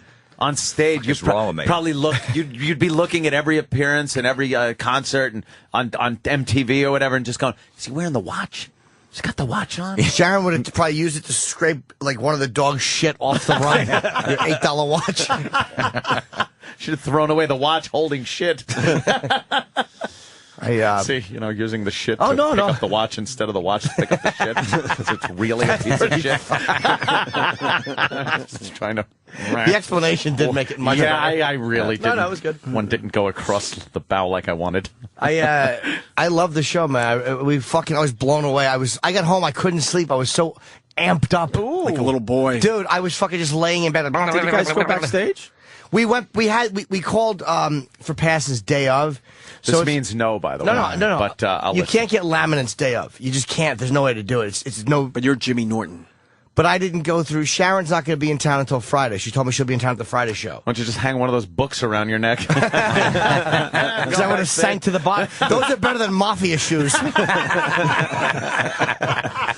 Fucking, we got these green Ozzy Osbourne guest passes, but they didn't get you the dressing room access or any of that stuff because we didn't go through Sharon's office.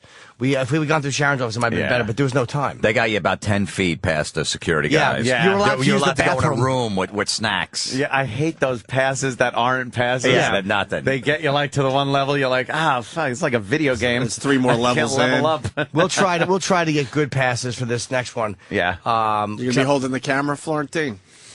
Yeah, absolutely. I you know what I got video of is the famous Bill Ward. Do you have your camera with you? Yeah, I have it with me. Bill Ward signing Jim's picture after I you did videotaped after that it. whole fiasco. Yeah, with Jonathan as manager, our manager, Can and I see just it? yeah, it's on. I'll try it's and in my plug it bag. in. But yeah, Flight I attendant got that video of bending it. just that nightmare. Nice. Jonathan came to his managers came to the set like 4 hours early, just in case Bill got there early. And then Bill finally got there, and we're talking to him for like an hour before the show. And he goes, all right, can you just sign it? And Bill goes, nah, I don't want to sign it now. I'll do it after the show. And he just fucking panicked because he thought Bill would just go out the side door afterwards. So he's sweating the whole tape and followed him out. But he did sign it. But I got the video of it. It's great. Was he a panicky Pete? Oh, he was out of his mind. Jonathan is a fucking panic. No, I'm sorry. Okay, gotta go. Jim, no, don't get upset. Jim. He's all codependent because I think he was yelled at a lot growing up. No, Jim. He probably would have signed it himself if Bill would have taken off. Well, I knew I was going to be seeing Bill, but just in case something happened, I wanted to make sure I got it. We had all these things. We wanted to run it over, like take video of it. Like, just get a replica of it and just, Kinko's or something like that, and put it in a frame and film it and send it to him. Yeah. And Jonathan's like, no, I can't. He's not going to think that's funny. I go, too bad. Too bad. It's not the original. He's going to have to get over it. He's like, I can't do it. Oh, that would be great. A copy. And I'm like, because fucking Jim's paying for your trips to Africa. That's why. Not on my fucking career. I'm paying for his trips to Connecticut. I can't believe they have me on the roster and they got Robin Williams and Billy Crystal. My fucking commission check's like $1,000 a month. Theirs is like fucking 600,000. Why do they have me on there? When I hear fucking because David travels with Robin, he was in Australia for 3. When I hear their travel itinerary, like they like when Billy did fucking he did Australia to do 700 Sundays. They bought the first class cabin on Qantas because it was cheaper than going private. So they just bought the entire first class cabin. So it'd just be Billy and his family and David and his wife or whoever went, but there was this way no one else could just bother them. Yeah. That's a nice way to Don't go. Be bothered. How much money do you think that is? Mr. Crystal, could I get an autograph? Go away. Go back to coach. 20 hours. Like the common man. Oh, fuck it. It's I just because everybody wants to know when my Atlantic City tickets are going on sale. Of course. Tomorrow morning, Friday morning, 10 a.m. The Saturday show, January 15th, Borgata. I'm hosting. Bill Burr, David Tell, and Jim Brewer.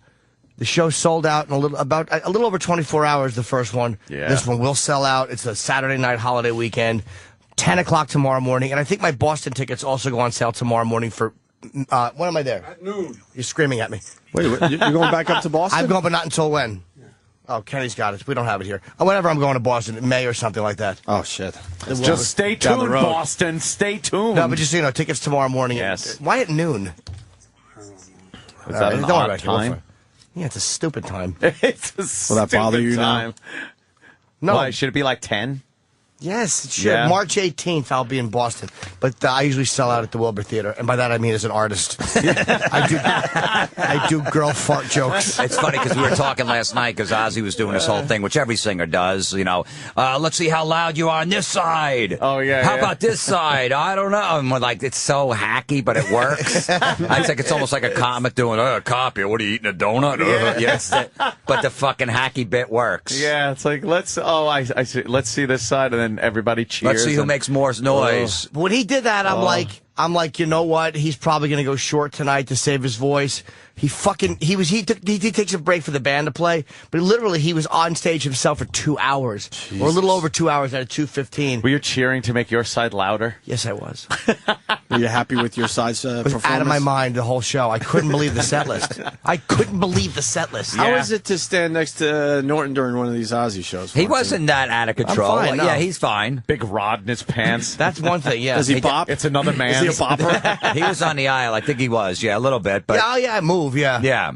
We're fucking white guys with no rhythm, so we're just like, Yeah, I tap my foot, I put my hand in my pocket. Yeah. You do the I like stance, the drums when the white drums guy come. Stance. Yeah, exactly. You got to kind of cock one leg, and you just kind of and then you got to shift on the other leg when you get a little tired. Put your thumb in your pocket, get your neck going. Yeah, I pop lock.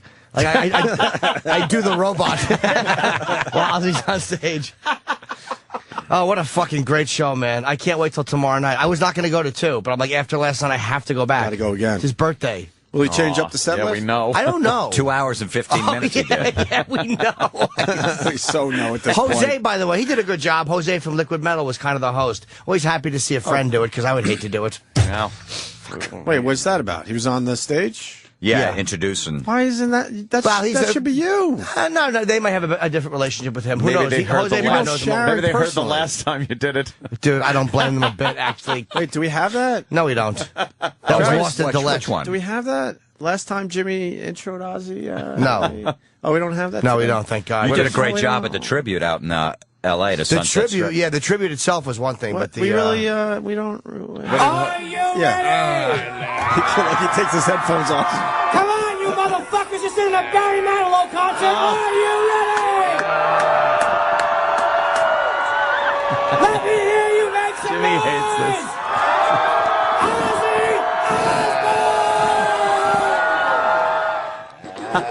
Jimmy actually, he rips his headphones off and covers his ears as hard as he can. And does his Shivo impression. Yeah, and makes noise so we can't hear You it. know what? It wasn't that bad because that's what you have to do at a show. The Barry Manilow thing was like, all right. Yeah. What did he do last night? Jose Feliciano? Oh, it's just- This but ain't a no. Jose Feliciano concert. Oh, was I just a cunt? I'm a real cunt. I'm taking myself off the AC show to put somebody cooler on. No, but when you're up there in front of those animals, you know that you got to be a cheerleader. I just did that whole tour with Slayer and Megadeth for a dude, month. what a nightmare gig Jim And these had. fucking You told some of the animals. stories. Yeah. You got any other stories from that? And I realized that because I always hated the cheerlead. I'm like, you have to do that half the time. Sneak in a quick joke, then go back to cheerlead and sneak in another one before to even realize, hey, is this guy fucking doing comedy up here? I don't want to hear this. There are rules to going out and bringing on bands. We went in Philly. We did a couple and stuff. Not allowed to touch anything. No, Don't touch the I don't mean rules microphone. like that. I mean rules that you have to follow to get a good reaction and not tank. You got to mention the city. That'll get a fucking cheer. You got to curse. That'll get a fucking cheer. And then you mention the band. And then that gets a cheer, and you fucking leave. Or you give it up for the opening band, Godsmack, or whatever it is. Something like that. Don't give one more Right, time right. for Godsmack. Come on, they kicked ass up here. Boom. Get a nice mentioning applause there. The band. Don't try to fucking do anything. Oh my God! Remember the time, Jimmy, with well, I must confess, it was me. It was the monkey. All right. I bombed. Yeah. I was. We was were a bringing YSP Kid Rock show. In Philly, Kid Rock show. We were doing stuff for tickets, and one guy actually took a freeze dried monkey. Dead monkey and stuck his dick in its mouth. And we're like, that's good for tickets, whatever. Yeah. It's one of those, come on down to the studio and do something crazy. Jimmy got on stage and was like, you heard the monkey thing? And people kind of, A lot of people have heard it. He goes, yeah. He goes, well, I must confess, that was me. No, I said it was Something like I that. said- It might as well have been his. I said that. I must confess, it was just me in a monkey mask. Yes. Implied that I was blowing the guy. Oh. Not a good one. What happened? What was the response? This is what happened. It was the applause were a little wasn't good. sparse. I must confess. So I jumped in and went, how we doing, motherfuckers? I got it right back. And I was there too, like, yay. We weren't doing good after that joke. Motherfucker. Yay. You just got to say motherfucker Yeah. and shit. Yeah, let's hear it, Philly! Yeah, we're Philly, we're in Philly! Yeah! And they'll cheer. That's why I go wrong, though. Like, when I'm at, like, sports events, I'll go, rivalry is important, but sportsmanship is more important. Yeah, sportsmanship! Yeah. It doesn't quite fit. We're going to rock out tonight, but let's remember to be courteous to those around us. The bottle hits your head. As it should. Thrown by Ozzy. Oh, am I a fucking... I'm just not a... it's like I'm an eager little fruit. I can't be cool rock guy. I'm eager fruit. Believe me, well, you know, because Jim, he's not a rah-rah guy. Yeah. He's not, because his stand-up's not about, like, hey, give it up for the ladies. You know, come on. Ladies, you're smarter than men. He's never been that Not comic. even in Darfur would I say that. He's not one of those guys. He's never been. He's not a fucking. He's just a fucking miserable, angry guy. Holy shit. And you don't want that as, like, especially like warming up shows like the Daily Show. No, it's I tried doing that. I got fired after like 3. I'm not one of those guys either. But we're just not. Some of the guys are fucking cheerleaders out there. They work perfect with that. By the way, this is why I love Florentine so much, because he's really good. Big cock balls. But who doesn't love that about him? His balls are just heavy. The cock is really not what I would want. But he just knows how to make you feel better. Like, you know what I mean? Because I'm such a zilch, but he knows how to take my zilchdom and make it. He can take me from a 0 to a 4, which is, believe me, a big jump. But I love bringing him right back to a 0. I love that. Yeah, do you think they're going to like you? No, they're not. Shit. You kids have a good time there. Yeah, we really do, man. Yeah. His roast was fucking hilarious. Yeah. Back to the Slayer tour real quick. I was telling Jim, my agent Pete, that's Jim's agent too. Mm-hmm. You know, I did this whole tour for a month. He goes, look, man, bring merchandise out there. You'll sell a ton. You do a meet and greet after the show. He goes, at the big table, and you'll sell a fucking fortune of merchandise. This would be great. So I'll bring all my T-shirts. I got these T-shirts, my name on it with some skulls, little thing or whatever. So I go, all right, I'll sell them for $20 at the merch table, and I'll fucking sell a fortune. I'll plug it on stage. What happened was the headliner in these contracts, whoever the headliner is selling their T-shirt for, any opening acts can't sell for lower. Oh, shit. So Slayer has T-shirts for $35. So Megadeth and Anthrax can't sell theirs cheaper. So everybody's got to be $35. Now Slayer's got fucking 20 shirts of like classic album covers for $35. Megadeth's got like 15 with Mustaine on it with the fucking hair. Anthrax got like 10, and I had one with Jim Florentine with like 4 skulls in the corner. Okay, I did the math. There was 87,000 people I performed in front of over like 16 shows. I sold 3. 3 T-shirts. I bought a fucking suitcase that weighed like 90 pounds on me. I had to pay extra at fucking baggage for it. I lugged it around the country. God. 3. That's $105, Jim. 3, and they took a cut. And they took their cut. Wow, that is bad. But they didn't have CDs, so I sold a lot of CDs because I could sell them for whatever I wanted. But 3 T-shirts. I was I was telling my sister we're gonna have to ship more out. Probably have to ship them here. I'm thinking about all this. Nothing. Nothing. That makes no sense for someone like, you're a comic, you're not a band. And if somebody wants a Megadeth shirt, they're going to pay $35, even if you're selling yours for $20. They're not going to go, I just want the cheapest shirt here. Yeah, I don't know. Yeah, there's some logic around that. I don't know what it is, but yeah. But you don't think your shirt was in high demand? It was the worst shirt up there by far, and just and one. Nobody cared. You didn't have the selection. It of was shirts. always, it was just in the corner by itself. It was sad story. That's sad. We got a guy in the music business saying your Jimmy Buffett thing is a little wrong. Oh, okay. I'm curious. Wayne in Texas. What do you know? Buffett. He could, yeah. He's amazing. Yes, that was Jimmy Cliff, the reggae singer. Oh, sorry. Wayne? Yo. Hey, Wayne. Yeah, Jimmy does it a little different. He has his own production company, so he'll go in and say he wants to tour 25 shows. Well, he'll bid the entire 25 shows for $120 million. And then his production company comes in there and they price out the production. Their merch split is a 90-10, and that 10% is for the administration and the taxes on it. But he's paid up front $120 million whether they sell one ticket. Wow. But he gets a piece of the parking and the liquor, too. No, he doesn't. That's not what I've heard. No. Now, like Jimmy's in the know on this one there, Wayne. I could be wrong. Wayne may be right, but I just say I And you were right about the T-shirts. 90-10 is just about 100%. No, but I mean, if it's for tax reasons, yeah, that sounds more like a financial. Normally what they do is their people will sell. So you count it in, you count it out, so they have an accurate number of what's sold, and they take their 10% for tax purpose, for the state tax. So state tax is one thing. That doesn't. I don't count state tax as a merch split, honestly, because that's you have. There are places now when you get paid at gigs, and they used to never do this, but they actually take out state tax, which makes me very angry. But you will get it back if it's. Most of the big tours, like Ozzy's tour, U2, Fleetwood Mac a couple of years back, are all AEG Live now. So they just bid the contracts. And like Ozzy probably went into Madison and said, I want to rent Madison Square Garden. And they said, all right, you can have it for $1 million a night. And they'll take the number of seats in Madison Square, the cost of production, the cost of staffing, and they divide it into the seats and say, okay, that ticket needs to be $55.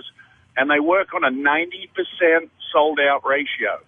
At 90%, everybody starts making money. So they get it on the back end, too. So I think he's actually, obviously you know what you're talking about, because we were talking, when Jim and I sat down, one of the guys who works the garden, we were asking about the curfew, because the union fees for curfews are terrible. And the guy said something about, well, the production company is doing it, we're not paying them, so the curfews aren't the same. So this guy's obviously right. Although I do think that maybe there's something about, I can't say where I know it from, but the person I've heard it from is a very, very reliable source. Now sometimes, and it probably depends in different states, but if there is a liquor control, you can, just like merch, you can count the amount of bottle of liquors in, and then you have to count it out at the end of the night, and it's a contracted, cut after that 90%. It's all kind of on the back end. Unions kill your deal, because if you go over or late, or it takes 5 hours to load out, that union clock never stops. Right. So they're always cutting riggers and cutting sound production guys to cut that back end cost down to make more money. What's the Ozfest this year? Ozfest last year was bid out at $70 million, the entire festival, and then bands that joined to play had to pay to play on Ozfest. Right. So do you a ton of money. Do you work for? Because obviously, I could look. If I'm wrong, I'll do my homework. If I am wrong, I'm wrong, because obviously you know what you're talking about. Do you work for? Let's just say a production company, because what kind of work do you do? Because you certainly know. All right. Hello, Wayne. We didn't hang up. That's obviously a disc. Call back, Wayne, if you hear this. He's dead. Maybe he did. He's like, I gotta go. I don't want to talk. I want to know. I want to know what the fines are. I wasn't trying to call him out. I think he's obviously knows. He knows what he's doing. I want to know what the fines are once they go over curfew, because I've heard like $5,000 a minute or $10,000 for the first 5 minutes if you go over it. That's at venues like PNC, Garden, and anything like Who's that. on the stopwatch? Oh, they are. Oh yeah. Fuck yeah. Yeah, I know they Dude, are. Tony Dennis, who's Ozzy's assistant, ran out because Ozzy was going along, ran out, and at one point he whispered to him. And then Ozzy did the next to the last song, and right before he did the final encore, Tony ran out again and spoke to him, and Ozzy went, okay, and he put his hand out, and boom, they went right into the song. Whereas normally Ozzy would build that final song a little bit. He built it. Cuts into the Prophets. Yeah. But he literally, I think Tony Really probably fast. said, you got 4 minutes, let's go. Tony probably told him, Damn. now you're in a time crunch, and he literally just... you didn't lose out because he did the song the same. Sure. Right, yeah, But yeah. just like the build up to it, he kind of Just cut to in save half. the Like, this is money. how much time you have, and then you start losing thousands of dollars. You want to get that out of the way. And then yeah. Sharon gets that bill. Oh, Yeah. she's not going to be What the happy. fuck were you doing? Would you? I would really not want her hollering at me. the stage. When you're losing money, Yes. Ozzy. Yes. I never get. I think it was a K-Rock event like 8 years ago at PNC, one of those whatever fucking things they have with all the bands on it. And Limp Bizkit was big at the time, and they were supposed to go on like 6 o'clock when it was still light out, and Fred Durst was pulling some shit that he didn't want to go on during the day. But meanwhile, they had Creed, Ozzy, Stone Temple Pilots after. So, I mean, you had some big bands after. So he said he was stuck in traffic, so everybody had to wait, and Sharon was running the whole thing. They got there, they went on late, and he wouldn't get off the stage, and Sharon fucking unplugged the electricity on the stage and shut down everything. Because he was going over on his time. Story, yeah. Wow. Oh, yeah, I was at that show. That's the fucking mic just went out, and fucking Fred just whipped it down. Oh, you saw it live? Oh, yeah, I was at that show, Was I with you, dude? Because was that Ozfest? No, it was like one of them K-Rock shows or something like that. Wayne's back. Wayne? Yo. Hey, buddy. Jimmy, what were you asking him when his phone knocked out? Because you obviously know what are you in production? Or I mean, you might not want to say who you work for, but what kind of work do you do? I own a production company, Okay. and I work for a management company. Wait, what is the? This is what we wanted to know too. What is the fine for? Because did you hear me just saying how Tony ran out to talk to Ozzy while he was on stage? No. Because as Ozzy, it was like 11:15. It was getting late, and Tony Dennis, who's Ozzy's the only guy that can be on stage besides the band, who will like run out and put his water, ran out and whispered to him a couple of times in between songs, and Ozzy, you could see, wanted to wrap up. What would the fines be if you went over curfew? Well, it's not really a fine. It's just an additional cost. You know, Madison Square, like Nokia there, and New York City's fucked for the entertainer because it's all union controlled. From the time you fucking get there to the time you load in, they've got to have a shakedown, lunch break, and there's got to be. They can't. If it takes 4 guys to fucking load in shit, you need 10. Yep. For the union. And so everything is, you know, it's a profit and loss. It's a profit and loss. So they have to be cut and done by, let's say, 11 p.m. If Ozzy decides he wants to sing an extra song, God bless his soul, and he does, and they don't clock out to 11:15. Well, that's another hour per employee, per union guy. So you know, I see. Okay. I just got a text that said if someone goes over a minute, you might as well do the whole hour. So it's a whole hour they got charged for. Doesn't matter if it's 11:01, it's 1 hour. Jesus Christ! And for 10 guys that do the job of 4, it's just no wonder we're fucked. You know, this is exactly what I was saying earlier. And I think unions are really important, but this is where I hate them because Kenny a lot of times in certain venues he'll run out to set the stool or put something on the stage, but they have a guy that does that. He shits on. No, I do that as soon as I walk up. But they won't let Kenny do it. Production for Ozzy is huge. So you've got to have a certain amount of electricians. You've got to have a certain amount of riggers. You've got to have lighting guys, and they've all got to be. Don't worry, don't mind me. He's gone again. Yeah, Wayne keeps cutting out. The unions keep cutting him off. He doesn't want to go over. Yeah. I just got a text from my agent who works with a lot of bands, and you know he knows all the money these guys make, and he said you go over by 5 minutes, you pay expenses for a full hour. So maybe it's 5 minutes. So they give you like a little leeway. I don't know. Maybe. Maybe Pete's just using common speak and say you go over by 5 minutes, you lose a whole hour. Now, do the employees stay till midnight if they go to 11:06? You know what I mean? No, they're gone at fucking 11:10, so they get paid for the rest of the fucking hour. They'll take the money, yeah. Oh, I disagree, We Jim. would all take that deal, though, Jim. I mean, who are you kidding? You're the guy that stays because they paid you? Absolutely. I would unplug the electricity like an airplane just to prolong the show. I'm staying because I'm a good employee. Yes. Fuck, I wish Sharon was here. I would love to ask her about that show. She'll talk about that. Of course shit. she will. She's fucking brutal. I would love to hear her talk about that. Oh, yeah, ask if you ever ask her about that. That little wanker. Oh, would she fucking... she she wouldn't mince words. One more try with Wayne. Wayne, your phone sucks today, Yes, brother. Wayne, do you have an iPhone? Yeah, I'm on a tour bus going from Michigan to Ohio. So Hey, who are you doing today? Or you can't say? Yeah, you can find what band? I've got a little punk rock band called Forever the Sickest Kids. We're doing a little Christmas pageant. Oh, okay. Right on. Christmas pageant. All right. Well, thanks for the call, man. It was very informative. I'm going to check my facts and see if maybe I'm wrong about Jimmy, but I was just told that by a fairly reliable source. But if I'm wrong, I'm wrong. I'll just be humiliated and kill myself. Awesome, man. We listen to you guys all the time. We love you. Thanks, Wayne. Of course you do. Yeah, we're talented. You and Florence, you need to get down to Dallas, Texas, and do some comedy down there. Yeah, we would love to. Yeah, I've been there a bunch of times at the Improv. I'll probably be back sometime in the spring. All right. good old friends, Pugs and Kelly, they're on the show. Oh, yeah. Oh, fuck yeah. They're awesome, Pugs and Kelly Kelly. makes the best fucking cookies, man. Yeah. To as you say, off-road a little bit. Her fucking cookies are better than coming in the mouth We've all had of our a cookies. hitchhiker.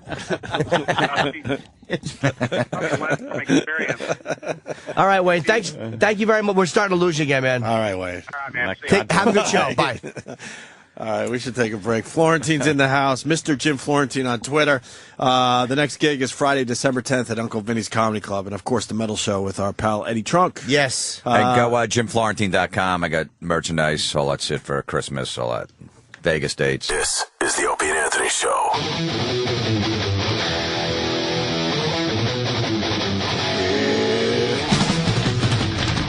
Jamie Hector will be in studio soon. We got Jim Florentine in studio. Florentine's a father now. We're both fathers. Hey, father. My kid's almost 7 months. Your kid's about 4? A little over 3. A little over 3? Liking it? Yeah, it's a challenge, isn't it? Is he crawling yet? No, he's not crawling yet, but just wait till he becomes mobile. Mobile. Locomotion. Then your life's over. So this is the easy part when they're just laying around. Easy part. Can you still put him in the middle of the bed and let him just sleep? Yeah. Oh, yeah. Yeah, I remember those days. Then it gets to a point where he just wants to catapult over the side of the bed at every moment. See, everyone says it gets easier. You know, in the beginning it's a little tough with the sleeping and him getting up all the time, but it gets easier. But I don't see that happening because when the kid can crawl and walk, you got to watch every move. And then he wants to explore everything, and that means trying to find everything in the house that could kill him. Your job is to keep him alive. Right. You do know that, right? That's your job. If you like take your eye off him for 5 minutes, he could kill himself. That's the job of a parent. Right. No joke. Yeah, you just. Well, you just got to take all the shit out of the room, just complete bare room. Fucking put pillows around the wall and let him fucking fall on the carpet. I turned my back, and within a minute, he was chewing on wires that were plugged in. I'm like, why the wires? There's everything else in this place. Can't you explore the soft pillow? That was one of the worst fucking things about going over my brother's house. The baby proofing? After the baby was born. He's like, I used to go to my brother's house, and there's just fucking guitars laying around and like bottles of beer and shit like that. And then I go over after the kid's born, and he's got those puzzle piece foam mat that goes all over the entire floor because he's got wood floor. I got it. Yeah, he had that whole thing. I got it. And then other stuff like he's got this little fucking jumpy thing with the net around it. I got it. Like, what is this shit? I got it. There's a lock on everything. You can't even drop a deuce. I just play sucks now. How do I? You know why? Stinks. Drop it. You know why they do that now? Because the kid decides to pull himself up and drown himself. In the turlet? Yes, your job is to just keep him alive. My parents, my mom raised us 7 of us, stayed home. There was like every year there was another kid born. How the fuck did she do it? I never fell in the toilet. I didn't fall in the toilet. No. I didn't wear a seatbelt. No. The fucking windows were open. And you're both shitty guys. But we talked about the electric. They got covers on the electric outlets now. You remember as a kid, one of the brothers would electrocute themselves? Of course, yeah. And you learn not to do that anymore. Kids today, they don't get that opportunity to learn. I stuck from their tweezers. mistakes. Yeah, I stuck tweezers in the we socket. did forks and all sorts of shit. Bam. But I was holding like the end of it, I guess, so it shorted out before it got to my hand. So I didn't get shocked, but it scared the piss out of me. Put a big mark on the wall, and the lights went out. And I think my dad probably fucking just jabbed me with the tweezers a few times, and never again did I fucking put anything in the socket. My friend had this built-in pool, and we used to stick our dicks in the suction hole in the shallow end, and we would take turns just hugging it and just stand there. We didn't even know what the fuck was on the other end. Cut our dicks off. And we just sit there for like 10 minutes. Come on, it's my turn. All right, one more second. I gotta know, did it feel good? It felt unbelievable. Right now, that pool is in therapy. I want to fuck the pool. So you're just at the sleep, eat, shit stage, right? Yeah. Not moving really yet. No. Oh, you're so lucky. You get excited when it starts rolling over, but that's the end because then it starts to move all over the place trying to kill itself. If you tie it down. Huh? Not if you tie it down the right way. That's the way a kid should be Duct raised. tape. Tie them to the bed till they're 18, just feed them. Can you still change diapers without a problem? Yeah. Oh, it's a two-man job now for us. A major two-man Why? job. What is it, union? Yeah. It's now It's a union job. So every drop of piss that escapes, to $1,000 extra. Our kids aren't that far apart, and you don't know this yet. It's going to be a problem. For Why some does it reason, take he doesn't two want people? his diaper changed. Oh.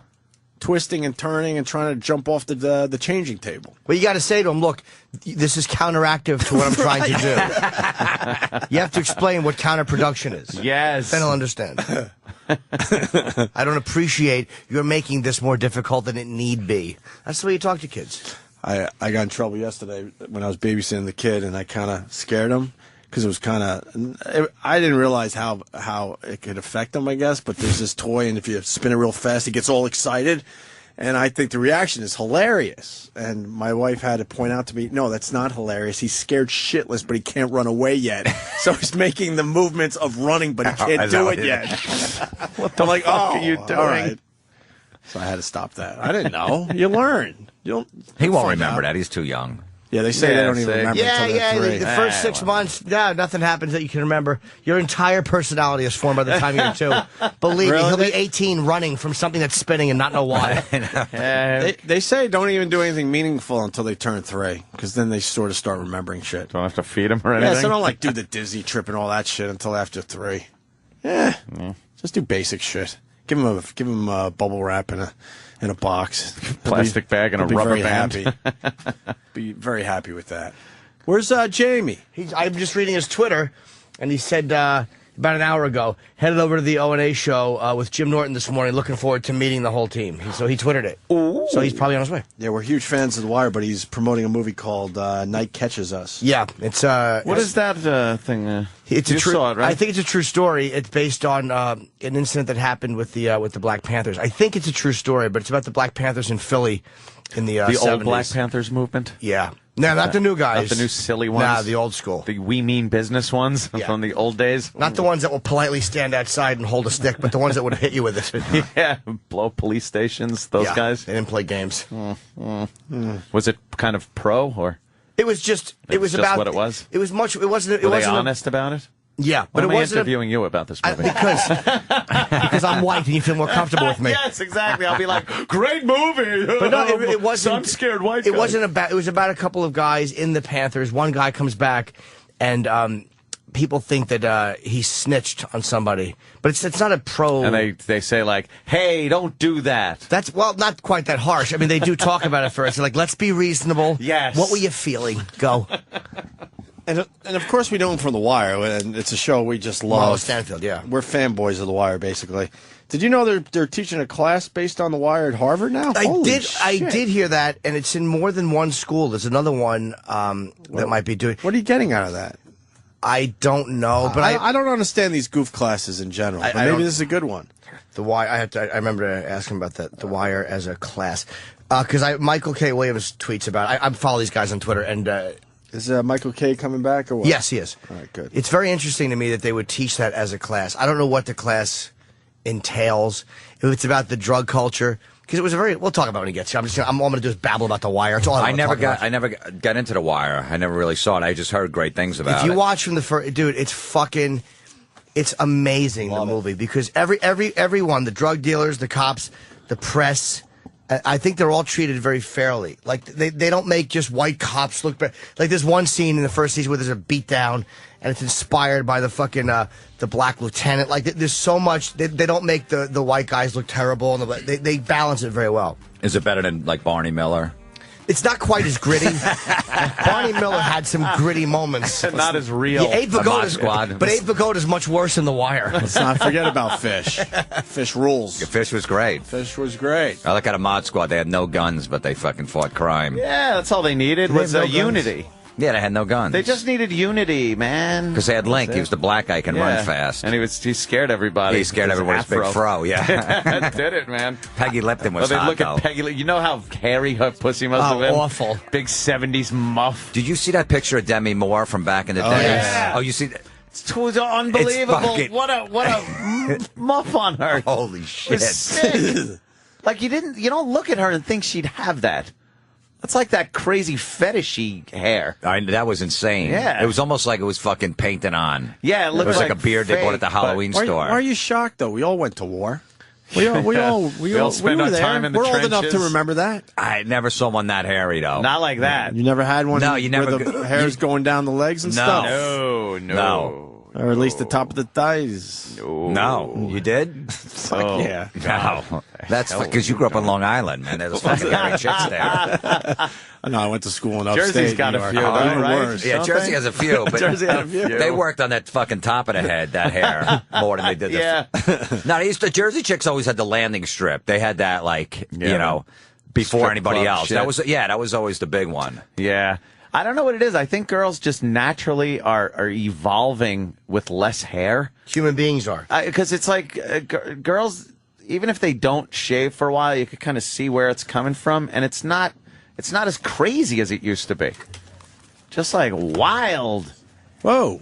Hey, giant. brother. I looked up and there's... How are you? We're just killing time, and all of a sudden I look up and there's Jamie Hector. What's up, Jamie? Welcome to the show, man. That's Jim Florentine, Jim Norton, Anthony, how you Opie. doing, man?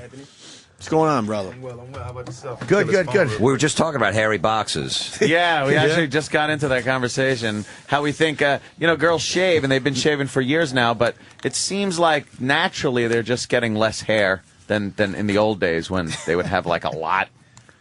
Yeah. It's my personal opinion, my personal observation. We're free to join in or not. We forget that I know. Jamie's an actor who's used to just doing like regular I know. interviews. I And know. the first thing when you Walk in sit here down, and- welcome to the show. Listen, hairy pussy or not, what do you think?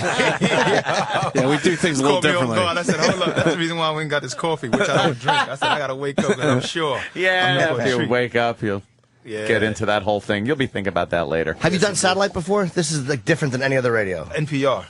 Oh, no. Jesus. Yeah. This is Not- the not- I haven't polar really opposite done of that satellite shit. before, Yeah, no. you can do whatever you want. Within reason. You can curse here. It's great. It's very Okay. free form hang. Yeah. NPR is just, Horrible. You could talk about hairy boxes. Yeah. People won't care. They'll join in. They'll call up and give you opinions. It's Were you amazing. I met Jay because people know we were trying to get in studio for a while for The Wire. Yeah. And he was hard to get. He was working.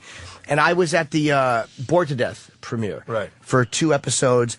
And I was downstairs talking to Jim Gaffigan, and he goes, "Yeah, one of the guys from The Wire was right in front of me." I'm like, "Who?" I Jimmy starts obsessing. I really did. And he goes, "Oh, he didn't know your name." He goes, "Marlo." I fucking bolted up the steps like a girl and fucking found him outside and just attacked him. I think I creeped him out. I was like, Jamie Hector! Jamie Hector! He's like, what? No, listen, look, Jim is cool as a fan, you understand? He came over to me. It was real smooth and humble. I was like, look, all right, let's do it. Let's take this shot. I was panicking. I was panicking. Well, if he was, you couldn't tell. I didn't know what this. And then he's tried talking to me. He's like, "So you going to this party after the after party?" And I'm like, "No." And I just Jimmy does get very starstruck. I don't know how to act around in an guys. adorable Jimmy way. But Jimmy's a star. I don't get it. But I'm not though. Like I don't know how to act around guys I like Method Man. When I saw him recently. Cool cat. He's great. Yeah, great dude. But I saw him like 3 years ago, and he was a big Lucky Louie fan. So he came over and he hugged me. He's like, "Oh God, you should have won an Emmy." He was just being funny. But I saw him in Newark Airport maybe 6 months ago, and I was just too ashamed. I'm like, he won't remember me, and I'll embarrass myself in front of my girl. I don't know how to act around people I like. Or don't like. Yeah, or don't like. You're I just inappropriate around everybody. I'm basically garbage. How would you describe? I saw Night Catch this, which I liked a lot. How would you describe it? Because I was trying to explain to Anthony. It's about the Panthers, but it's really not. It's more about the interaction between these guys. Right, it's a small piece of the Panther Party. Basically, what happens to a person when they come back from living the life of a Panther.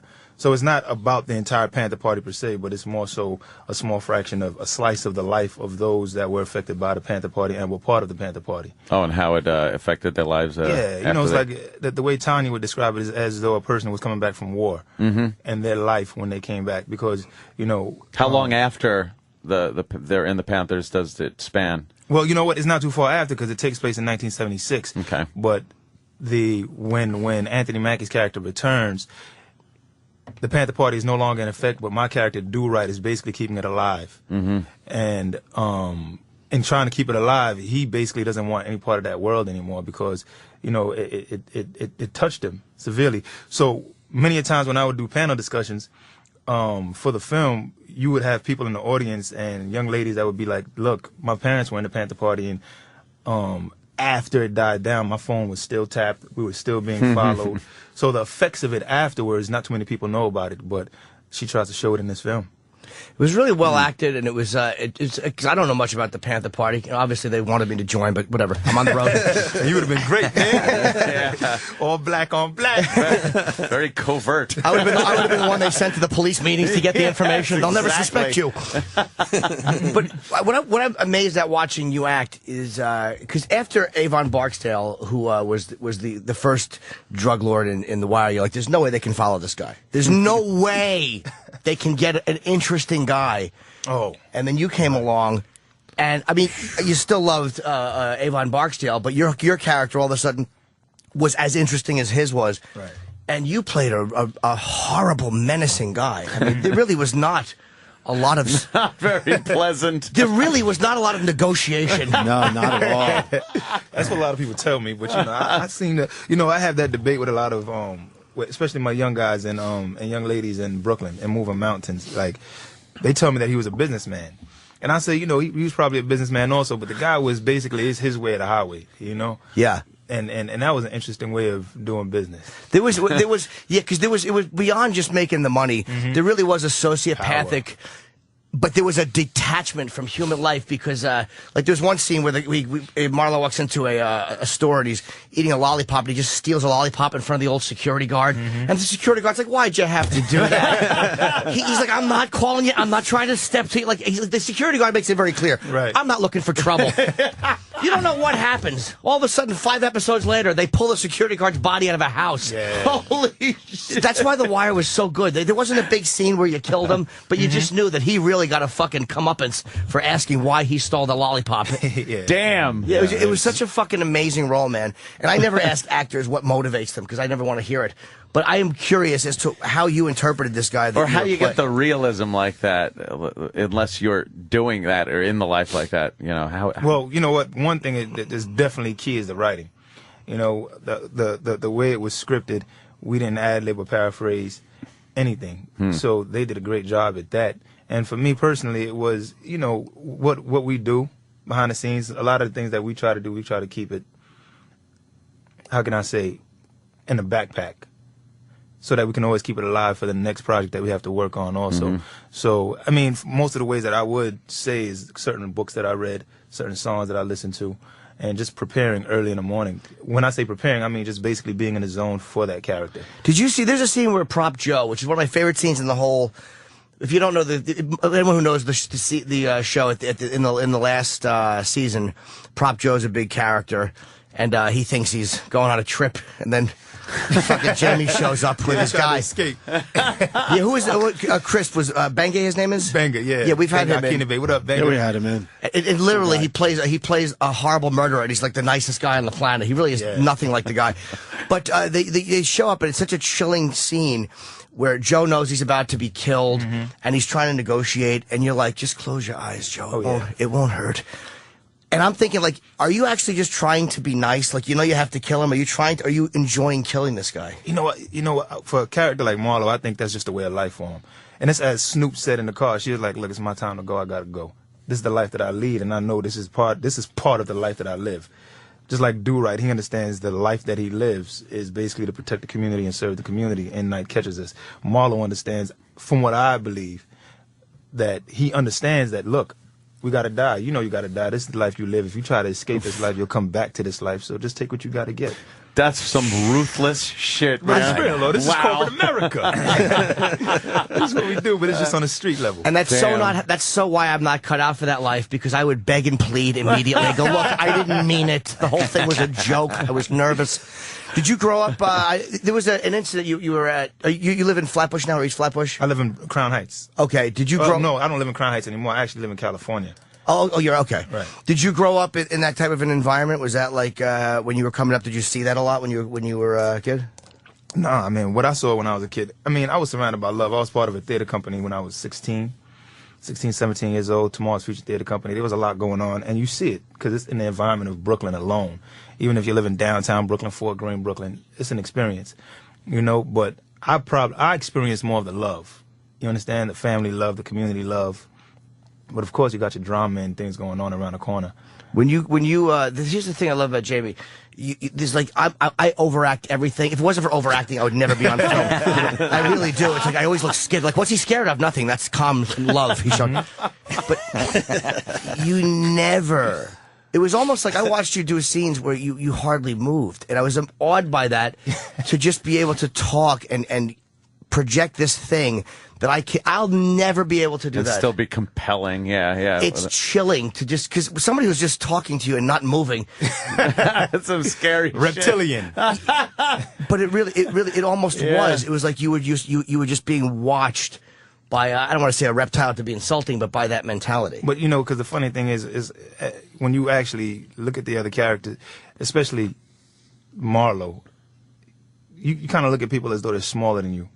Like they don't really exist as numbers, you know? Right. You're a number, basically, and, you know, you're going to be utilized for your purposes or moved out the way.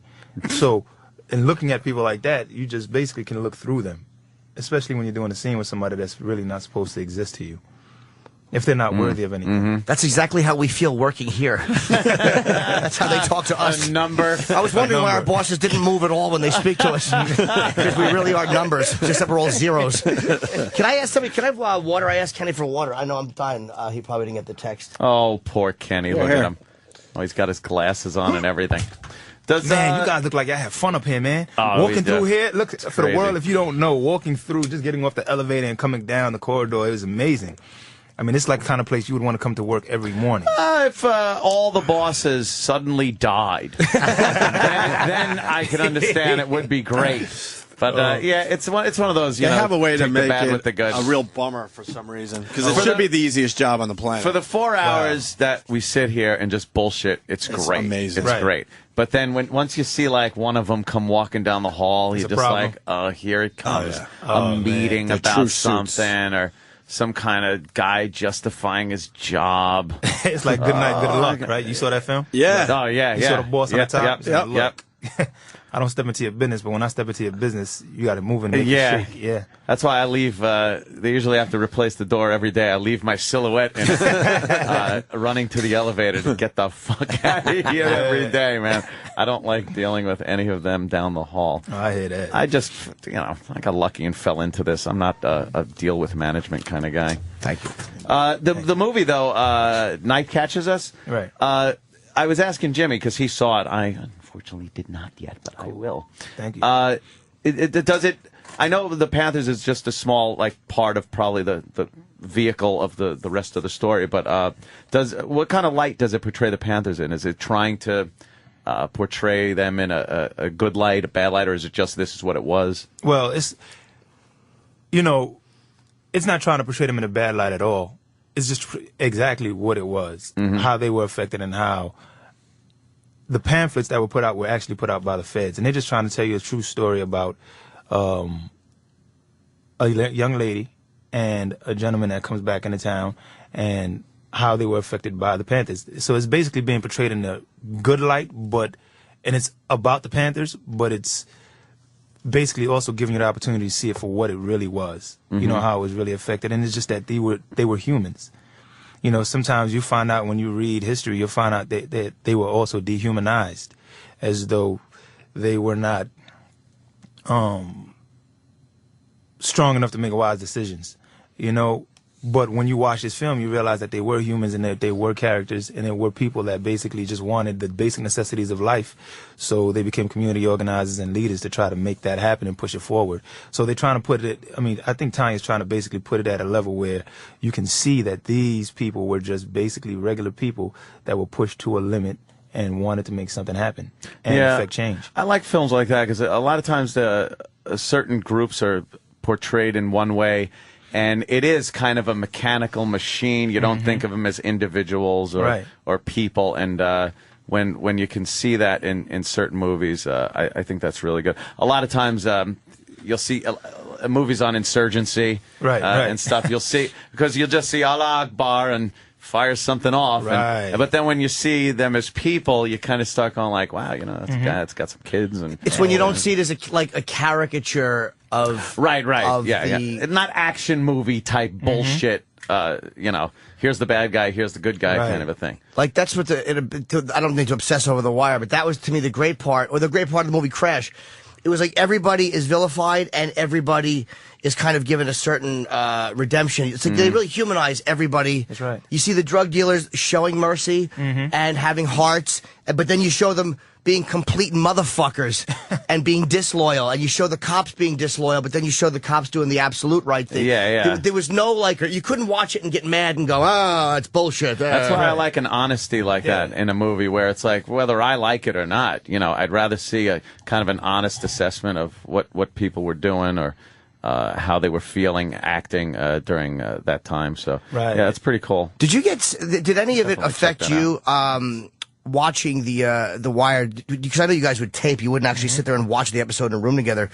Did any of it actually catch you off guard? Like you didn't know something was going to happen, or did you see the full script every time you did an episode? We would see the full script. We would see it like maybe a week and a half before we had to shoot. And, you know, every time we get a script, we run through the pages like, damn, who's going to die next? Because, you know. Start wiping people out. Start wiping people out. You know, this is the value of life is not that, you know, high with it. But then again, when you're in the political realm, when you find out that people are getting pushed out and the way they play in that arena, it's like you might run for mayor today, but your boy's going to stab you in the back. That was good too. I mean, I only caught, I think, a couple of seasons. I still have box sets to catch up on, do a marathon. But from what I saw, I loved that whole thing with, you know, the again, good guys were just as shitty and corrupt. And politicking. And the politics as the bad guys that they're trying to, you know, no one is safe. Put out of business. You know, that's what it's trying. I think it's basically trying to tell you also, no one is safe and there's no 100% good guy. You know, everybody has flaws, but some people just cover them well. Yeah. You know? And under the guise of being a politician, so you're the good guy, but you're doing just as scummy shit as the dealer. That's exactly. That's just on another level. Yeah. Who was the hardest one for you to watch get killed? I heard Michael K. Williams interviewed, and he was talking about it was hard for him, I think, to watch Bodie get killed because he had worked with him for a long time, and just to see him go. Was there one that you watched and you were like, oof? You know, I started the third season, so every time from what what they did on the show was whenever somebody was going to get taken out, especially if he was a part of the show for a while, we would all come down to set when it was lights out. So, but for me personally, of course, it wasn't very difficult for me because, you know, you have lights, cameras, you have action, you have, okay, boom, this, that, and the third, and then you have to do the shot. I mean, we shoot the scene multiple times. Right. But Bodie was a trooper, but one of the most... The one that affected me the most, I would have to say, was Prop Joe. Prop Joe's a thespian. The man is amazing as far as his talent goes. And when you guys get a chance to watch it, you'll see what I'm talking about. Because if you see him in other works also, but just doing that scene with him, you know, and knowing that he's been a part of the show since the beginning also, and me actually being in front of him and it was just an emotional moment. But I mean, at the same time, it was emotional, but you know, you get pulled out of that because it's work. You realize, it's work. You realize it's work. Lights, cameras, action, boom, boom, hit your mark, turn around. And that scene with Prop Joe, it took me, I had maybe 4 lines, and I could not get the lines. Like, I was so focused on him. My lines was like, I couldn't get the lines in order. So I would say the lines backwards. And it was very important that those lines be said correctly. So Andre Royo was sitting in the back, was like, you got to get it, man. And Ed Burns was like, listen, we need this line this way, you know? So you do or you don't. I mean, I forgot the lines exactly. Oh, the lines were chilling. One of them, Prop Joe said to him, I treated you like a son. And you're like, I'm not meant to play the son. Wow, that's a really hard one to negotiate with. A true sociopath. Wow. Is that, where do you go from there? Because he really was good to your character. No, but look, you want to say Prop Joe was good, but the reality is the man pushed a lot of buttons. Look, you're in a world where, look, it's life or death, right? And you got to live or you have to die. And you looked out for me, but in reality, if you got to pinch my head, you're going to do it. Yeah. That's Prop Joe. So I'm not made to play his son, because if you have to take me out, you will set me up, because he was the one he was the true boss. That's true. If you really look the puppet master kind of. He was the puppet master, you know? So he can actually take me out if he wanted to, which he probably tried also. Yeah, that's a good point. I didn't think of it that way, because What was the line? I don't want to do your lines to you, but there really was only a few of them. But boy, did they really hit home runs. Jim Crazy. They were great. It was, he's like, look, he's trying to negotiate. He's like, I'll just go away. Mm-hmm. And you're like, look, we both know you'd be up to mischief in no time. You can't leave this any more than I can. And then he tells him to close his eye. Close your eyes. Mm-hmm. It won't hurt. That's pretty chilling right there. But it was almost like the only gentle moment. He's killing someone. Yeah, dude, that scene moment. I watched over and over again. Because I've never seen The Wire had whenever they killed somebody, they humanized all these killings where you felt every one. They didn't they didn't cartoon them where dead drug dealer, you know what I mean? Right. The only one that they kind of showed indifference to was Omar's killing, because I think they wanted you to feel like this is how. It really is. This is how the streets view a guy like this. Like, yeah, he's your hero because he's on the show. Mm-hmm. But in real life, his body bag gets mixed up and nobody gives a fuck. Nobody cries when he dies. Means nothing. Nobody gives a shit. No. At the end of the day. Yeah. You know what else is a chilling scene in a movie that's sort of reminiscent of that is Saving Private Ryan, where that the Jewish kid is having a fight with a big Nazi and knocked down, drag out upstairs, and he takes the knife. And he finally the Nazi overpowers him, and he's pushing the knife right into his chest. And as he's doing it, he's just looking at him going, shh, shh, shh. Like telling him to just be quiet. It'll be over in a second. Just going to fucking stick this bayonet in your chest. That was probably the hardest part of that movie to watch. And difficult to watch. Oh. Right. Because it's so brutal. It's like, God damn, that probably happened. You know? Yeah, but the shushing, nobody wants to be shushed. Not shushed when you're Because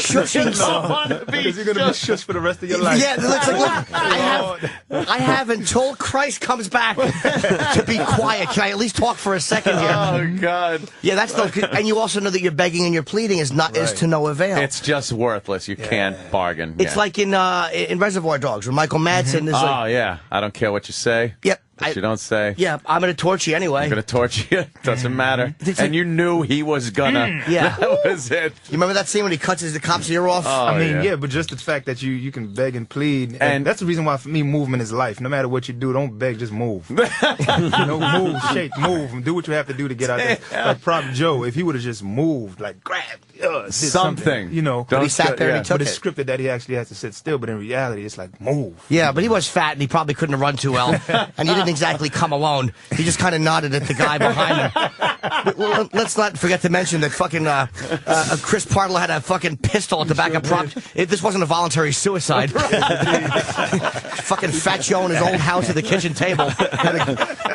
He was in front of him, and there was a guy behind him pointing a pistol at the back. The old just in case. Just in case Fatso tries to make it out the front door. I've got that angle covered. Also, it was like when Dennis Hopper in True Romance knows he's going to die, and he's like, you know what, I'm gonna piss these guineas off. He just gave it up. Yeah, he just asked for a cigarette, and he goes, I'm gonna let me just enjoy this cigarette because I'm gonna fucking die. I'm gonna give you a speech you don't want to fucking hear. And he knew that. I think he wanted to be killed quick too, so he knew that if I fucking make them angry enough, this guy will just grab a pistol as opposed to torturing him. I brought it back to True Romance. I remember that's when I was in the city on 50th. I actually snuck into the movie theater to go. That $2 movie theater, right? Stuck. That $2. I fucking used to go there all the time, man. Yes, it did. It was $2. I snuck into the movie theater for $2, and I'm still sneaking in. Yeah, you know, I made a connection with the guy. And then you'd hit like 2 or 3 movies. Yeah, and it wasn't playing there. Yeah, man, True Romance. Because nobody saw that movie when it first came out because it had Christian Slater and he just did a couple of romantic comedies, and it was True Romance. It's like, ugh. But I read it. I remember reading a review when Tarantino wrote it. I'm like, I gotta go see this. This is gonna be good. And nobody saw it in the theater though. Yeah, you were kind of a little bamboozled by the title. Yeah, you don't want romance. Yeah, but it was a good film. Unbelievable. Yeah, it was fucking. It was well directed. The dialogue was amazing, and more ruthless stuff like Gandolfini.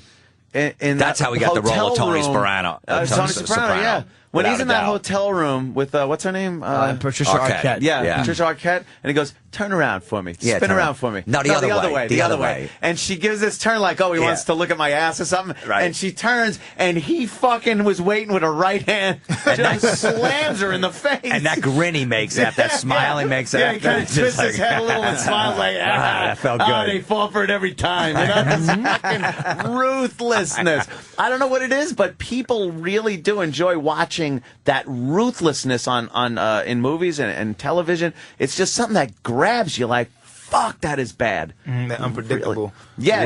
Yep. That people love the bad guy. It gets you like reason. it frightens you in a way like, God, how do you handle a situation where no one cares? This person, there's no magic word. Nope. There's nothing you can say to make this guy give a flying fuck about you. You are dead or getting the shit beat out of you or whatever. It's just ruthless. People love the bad guy because it's a safe chance to interact with the bad guy. It's like, you can always interact with good guys, you know what I mean? True. But how can I get close to a bad guy and see how he is without having to suffer? And I think consequences of being around that person. Yeah, because normally the consequences of being around a bad guy are either you go to jail or you're killed or there's something bad happens to you. Do you find is it easier to play a bad guy, a good guy, funny guy? Like what's more difficult? You've been in theater since your teens. I mean, yeah, you know what?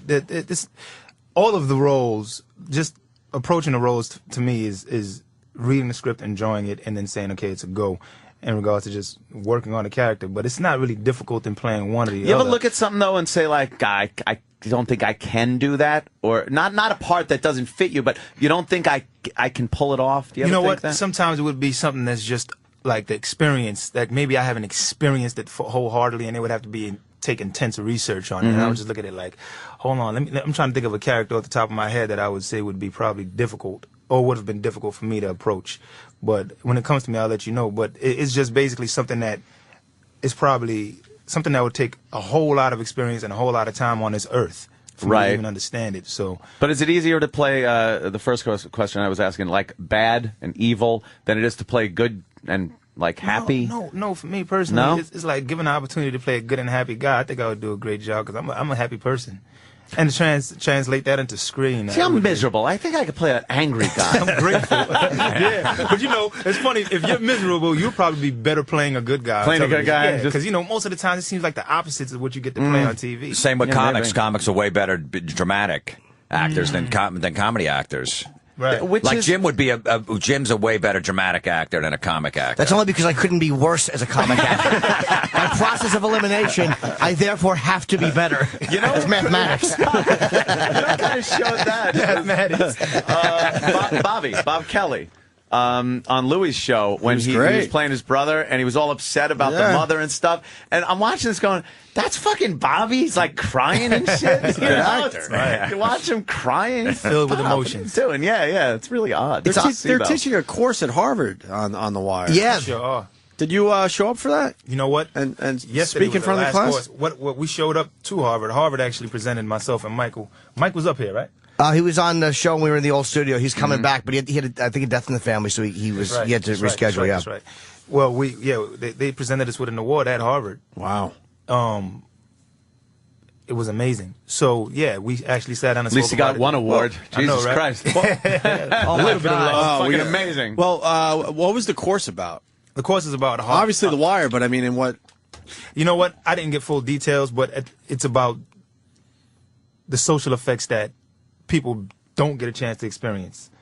And because the way that they addressed the students at Harvard is, look, you guys are the haves, and then you need to understand the have-nots. And you get a chance to look at The Wire from a political standpoint, the streets, the Board of Education, all of these institutions that people don't really get a chance to see as a whole. You actually get a chance to watch it. And from what I understand, they view a couple of episodes, choose which one they want to address, and then I think they write a paper on it, and then they come to class with it. Wow. Yeah. What a great class that'd be. Jeez, I could go to Harvard. No kidding. No, right? If that's one of the classes. TV. That's a way better class to take than the horse shit I taught. I would write 3 pages on why didn't he just pay for that lollipop? He had the money. But why would you risk getting in trouble? Oh, man. The professor, Jimmy, I think you missed the point. And that leads to what you were going to say, Jimmy, about the awards. No awards for The Wire, which just amazes that drives us to this day. Crazy. Not a one. What do you think that's about? I guess everything in time. I mean, you fast forward. You think that was a political thing, or? Look, like everything in time, I guess. Because you sit back and you watch so many. You know what? I don't know the answer to that question, to be honest. It's crazy. So it really is. I'll let you guys answer that question. Did it get any nominations, or did it get a writing nomination? It did. Now, actually, I believe we won. Okay. For writing? In season 5? Writing. No, not season 5. I can't remember exact season, but we did win. Certainly for not something. season 2. All right. It's funny. People. I like season 2, but like it's very season 2 different also. than 1, 3, 4, and 5. But obviously. it shows you. You know, it exposes what's going on. The docs. Yeah, the docs I thought were great. It was It the gets better the second time you watch it. because you know that each season's going to change. Like you had this whole cast of characters, and then all of a sudden in season 2, there's all these dock workers. You're like, what's shows? And then they killed fucking the lead from season 1. He gets choked in jail, and you're like, oh boy. Oh yeah, Larry Gill. Yeah. What's happening, Larry? You know, the docs. The beautiful thing about the docs to me is that it exposes. Everyone always asks the question. Look, they don't make guns in New York. How does the guns come in New York? Where all these drugs and guns and everything coming in, and they expose it on the docks. You know, coming through the harbor, and they also touch into the lives of the people that are being affected by it. People are struggling, and if you're struggling, if you're working at the airport and you're making $2 an hour, it might just turn the other cheek if somebody offers you $50,000 to do some dirt. You know, just like the docks. You know, somebody turns around and they're not getting paid, then they may just open up to people that are offering them more money so they can feed their families. Not that we agree with that, of course. You know, we basically say, you know, us good people, we'll say, look, take the $2 and just, you know, go about your business. But, you know, on the docks, they said something different. It's really weird seeing Jamie. I realized one thing during the interview I didn't understand. It was like, he looks different. I'm like, oh, it's a smile. I was going to say the same exact thing. I never saw you smile. He didn't smile once in The Wire. No. I had teeth. Thank you, Kenny. I never saw you smile in The Wire. I can't get over how. I think you only yelled once in the series. There's only one time he yells. Where I broke my cool. And that was in jail, and he was annoyed that his guy was trying to tell him what he should. He's like, you don't need that on your mind, and he yells about, don't tell me what I need on my mind. It's like, you know, it's like corporate America. You don't want to micromanage the people that you have, but at the same time, you want to know what the hell's going on. You want to know what's going on the bottom floor, but you don't want to have to come back and ask you. So if people are running around screaming your name out on the streets and trying to embarrass you and trying to call you a little guy, then you basically want to know. But they felt like they could have handled the situation themselves, but they couldn't. And that was the only time he raised his voice in, I guess, 2.5 seasons you were on? Which is really amazing. Wow. All I would have done was yell lines. Like, hey, you! Oh, yeah, I've got drugs for sale, bub. And I just, bub. I love Jimmy's acting examples. But they're all very accurate. They're actually better than I would have done it. But to me, to see somebody, I've never seen a guy so ruthless played so quietly, and that to me was with the most amazing. Like they did those drug commercials years ago for anti-drugs where they just had silence. And remember those commercials? There was no words, there was no noise, and then you look up and there was something happening. The sound was broken on your TV, yes. Jimmy. And then you fix the rabbit ears and go. Oh. But they said that the reason they did that was because people will look when they hear nothing. Oh, right, like something's broken, so you'll take a look up at the television, and it was like that was kind of what. Maybe I'm overanalyzing it, but to me that was the most amazing part. It was just so quiet and so silent, and but it wasn't boring. It was ruthless. I'm talking a lot right now. Well, you know, I'm it's funny understanding you, Jimmy. In meeting with Ed and David, when I went and read for the part, I think they were looking for that kind of a quality. You know, because if you take away everything negative that Marlo, as well as Avon and Stringer Bell, all the negative that they did, then you realize that they're disciplined individuals, basically going after what they want, and they're focused. They have tunnel vision, and they go after what they want, and they get it, however they get it. So I think they wanted to see that sort of discipline and that sort of drive in the character, even if they're doing it without words. Were you guys annoyed too? Because now everybody now I did an episode of Bored to Death, and I was on actually with Dominic. Dom Lom. Yeah, what's going on, Dominic? Yeah, he was I wasn't supposed to be him. It was supposed to be another actor who I guess had other commitments or got fired, whatever happened. And I show up in the van, and he's in the van. Wait. I'm like, it's you. And genuine guy. Oh, he's fucking great, man. He is what a great dude. But what was I mentioning him? I don't know. Just to mention. No, I did an episode. You were of name dropping. Yeah, you were name dropping. No, I wasn't. I did an episode of Bored to Death. like, And then he goes, no, I wasn't. You're just like Jamie Hector, is what you're trying to say. Well, yes, men like he and I. But no, I actually had a point and I fucking forgot it. What, his birthday was coming up and you got him Beatle books? Just to catch you up, those books. Don't tell him. I'm an Ozzy Osbourne fan, and he was in studio, and I bought him birthday gifts, and he appreciated them, but then forgot them when he left. Wow. Yeah. Yeah, Well, that's happy birthday, Ozzy. embarrassing. You have some great gifts over here. Yeah, they were wrapped and everything, Jamie. Wow. I wrapped them too? Oh, Yes, my God. there was a Ozzy whole unwrapped them on the presentation. fucking show. He unwrapped on the, Yeah, he on was the like, show. oh, this is fantastic. When you And get then- an Ozzy Osbourne a gift, you don't have to wrap it. All right. Did you wrap it yourself or you got to wrap it? No, I had the gift shop people do it at the bookstore. With a bow? No, I didn't get a bow, but All if they right. offered one, I probably would have. Just fucking clear it up. He did tell Ozzy that he had a gift card in case Ozzy wanted to return the books. Yeah, like I get a gift receipt. I'm like, if you want to bring them back, right? I did give him a little card. You know how it is. Do you have a hero? You gotta have an idol. Turn it around. Of course, I'm moving it along. It's humiliating. It's like you're showing him footage of me blowing somebody. Here, look at Norton. What do you have a? Who's somebody you've been nervous meeting? Do you have an idol? No, I'm not nervous meeting anybody, really. But, I mean, people I respect are regular, everyday people. My mother, hard worker, her entire life, and I appreciate that.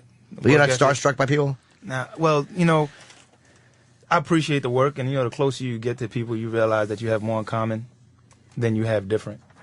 And I just dig socializing with people, but I mean, not truly starstruck. Is there an actor you idolized growing up? Man, I always loved the ones that I think everybody truly do love. I mean, like Denzel. I love his work because in watching him, especially in Malcolm X. Yeah. And in watching him and the Great Debaters and all of these projects, I truly enjoy watching Denzel. Watching Daniel Day-Lewis and what he does and how he prepares for projects and understanding his work, the method of his work and how he approaches his work. I truly appreciate that also. But there's so much, it's like so difficult to narrow it down because I don't really love just the actor, I love the film. So it's for me, it's a combination of the work. But if you were doing a film with Denzel and you knew it was his birthday, would you go out and buy him Beatle books and get him wrapped? And then say, look, if you don't like him, here's a gift card. You can bring him back. Yeah, I probably would do that, though. But it probably would have been a Jay-Z album and a Nas album. Just leaving it on the console, all dejected. But Denzel, I'm sure. Denzel leaves him in his trailer. Yeah. I know why I mentioned Bored to Death. Okay. Because I met Dominic. No, I'm kidding. That's not why. It was because Ted Danson, who's Ted Danson is the lead in that. It was talking to him and watching the way the other actors treated him with such reverence because he was a part of The Wire. It was like the business, they were all like, because Ted Danson was like, you have a minute? And he's walking, he's like, The Wire. It's like everybody just wants to talk to these guys about it's almost like it's so annoying that it didn't get the acclaim it deserved, but people in the business love fucking actors, love it. Like, anybody who's got respectability loves the show. So you'll have that forever, which has got to be at least. And that's basically the acclaim right there, Yeah. Understanding that we none of us did it alone. Like Marlo, Dom, Lom, none of us could have we could have never done the show alone without the writers, without the cast. So it's really a cast, the ensemble cast. But at the same time, disregard the awards because the truth is the love that you receive from the people that truly appreciate, and you got it. When people script a screenplay or you have it on screen or a television show, you want the people to get it. Even though it's your baby, you really want the people to understand what you're trying to convey. And when that happens, it's like, dang, it happened. You really dig the show. You really appreciate the work. And you're not looking at Marlo or Avon Barksdale or Stringer Bell or Bodie as drug dealers. You're looking at them as humans that basically was raised in an environment that produced this kind of a person, and they took it and ran with it. And the effects and the positive and the negative of that also. So, that's basically the acclaim right there, and that's what we appreciate. You seem like a very intense technical actor, like somebody that, because I noticed from just talking to you, I've talked to other actors that just kind of, I show up and get a part and think, yeah, what the fuck, or do that and stuff. But you seem like you really study this and really know the art of acting. That's what I like that the most. Yeah, for real. Like, it's funny because I was talking about rappers yesterday, so I was on YouTube. I don't want to forget exactly what you said, but this has something to do with it. And I was basically... That's fine. I'm just babbling till 10. See, we're good actors too. The way you address acting is exactly how he doesn't address radio. That's what I'm talking about. Fuck, man. I was on YouTube yesterday and I was pulling up Cool G Rap and Big Daddy Kane and Rakim and Nas and Jay-Z, and I was saying, dang on it, you know, these dudes are true artists. Like, they really appreciate the work. Ghostface, Raekwon, because they still here today, really trying to put out the work. And for me, that's what I love. I just love the intrinsic value of the craft. Like the Yeah, because like I said, do you look at the way other people approach acting when you're working with them and think like, you know, this guy's not taking it as seriously, or nah, not really. As long as the job gets done, as long as the results. If you get the results, the way that you throw it up against the wall is up to you. Some people approach it differently. Some people external, they come out and it's like they rather wear it than come from the inside out. Hey, if it works for you and if you get the job done, let's go. You know, I'm gonna respond off of you though. Yeah. Do you really have to know a character? Do you really study who you're playing, or that's what works can for you? Me. Yeah, that's what works for you. That's what works for me. So, how much of yourself though are you putting into a character, or do you just really literally take who you're playing and try to portray that? Well, it starts off with me. Yeah. The truth. It starts off with me, but then just exploring the character. Hopefully, what you explore, you can actually apply that into yourself also. You understand? So but it's something and obviously that's why you're an actor. It's something I just can never fathom. Like I would always put, I think, too much of myself in something, and I'd feel odd trying to portray somebody else. Right. I don't know. It's just that's why I really. But that's where the quiet time comes in, also. Yeah. Yeah, the quiet time, the observation, the you know, just the being around other people that you would like to portray. I'm sure you can. If you had to play Jim right now, you'd probably be able to do it. Sure, he could. You're around him every day, right? Yeah, just get a tranny. You just get a tranny. Hate yourself. Put on 10 pounds in your man tits. I'm very easy to play. 10 pounds? No, 10 pounds of man tits. Believe me. I'm in such a self-hatred spiral with my body. But isn't it tough to audition when you have to play off another actor, when they're just reading lines, you know, sitting behind a table, and they're doing it just like, so why'd you murder that guy? And then you got, you know, it's tough. I've always had a tough problem with that. How do you deal with that? Yeah, I think that's why some people just can't audition. It's kind of difficult sometimes for people to audition. You know, they want to see your work in an audition room, but the reality, if the person that's reading with you isn't giving it to you, you have to be prepared for that person. Also, like, and if they just don't do it, then you have to act like they're doing it. Some people don't do that well. It's better off to just, you know, put them in a room with somebody that's doing it, or I don't know where they offer people parts out here as far as like work, but some people work way better on set. Now, when you got these parts, did you have to do it in front of, like, you know, just a producer, some woman just reading the lines flat, or did you? No. Fortunately for me, I was able to, I had the opportunity of doing it in front of someone that was passionate, someone that took time to read it and ask a couple of questions about the character. Okay. You know? Yeah. And then it's like, okay, you're reading with that person and you're feeling something. Yeah, just someone chewing gum, talking. There's nothing worse. I had that with someone before where they just grabbed the script and it was just like, all right, you ready? Yeah, let's go. Yeah, by popular demand. Okay, okay. And now you got to react And with you the have to emotion respond that you to would that. if they had done it properly. Wow. That's where your work comes in. And hopefully it kicks in. Yeah, like, yeah, this yeah. kid's a fool. Let me figure out how I'm going to maneuver around this cat. Yeah. Well, it's when you're going tough, on tape, it's hard too, because every mistake is like every eye thing. It's like when you watch yourself on tape, like rewind it and see it 20 more times. I took a class on there. It didn't stick, but I mean, I remember what he said. Where if you look down, but it's amazing what you lose on a taped audition. Oh, yeah. And I did one recently. It was for the Alec Baldwin Meryl Streep movie. It was where they're like a divorced couple who's it was horrible. No, I love that film. No, Oh, did you like it? yeah, I didn't see it. Just I auditioned for it, so I hate it because I did terrible. Was there a part for a hotel doctor in that? Do you remember there was a hotel doctor? Oh, yeah. Oh, you do remember? Yeah, I saw that movie too. I auditioned for the hotel doctor. I'm trying to remember who got it. Anybody but me would have been better. My audition was so bad. I realized while I was doing it, like, I'm bombing. And I said, can we just stop? And I'll restart it. Because sometimes that shows them that you're willing. to do that. Jay Moore did that when he was auditioning with Tom Cruise for Jerry Maguire. He wasn't happy with it. Jay, if you're listening, I think that's what you did. And he goes, all right, can we start over? And they loved the fact that he had the balls to do that without a doubt, with Tom Cruise. And they did, and they gave him the part. But it didn't work that way for me. I said, can we start over? And the casting directors, no. I'll just edit at the end before I send it. Which no one's going to edit and make a good performance out of a piece of shit performance. You know you had a shitty audition when the guy before you was in there for like 20 minutes, and then you go in and you're out in 30 seconds. Yeah, he's still putting his coat on in the fucking lobby, and you're on your way out. That's happened to me so many times. That's when you know. Yeah. That's when you walk out. First thing you do is you call your manager like, damn. Yeah, I don't think that you don't went have to well, make a call on that. You don't have to check.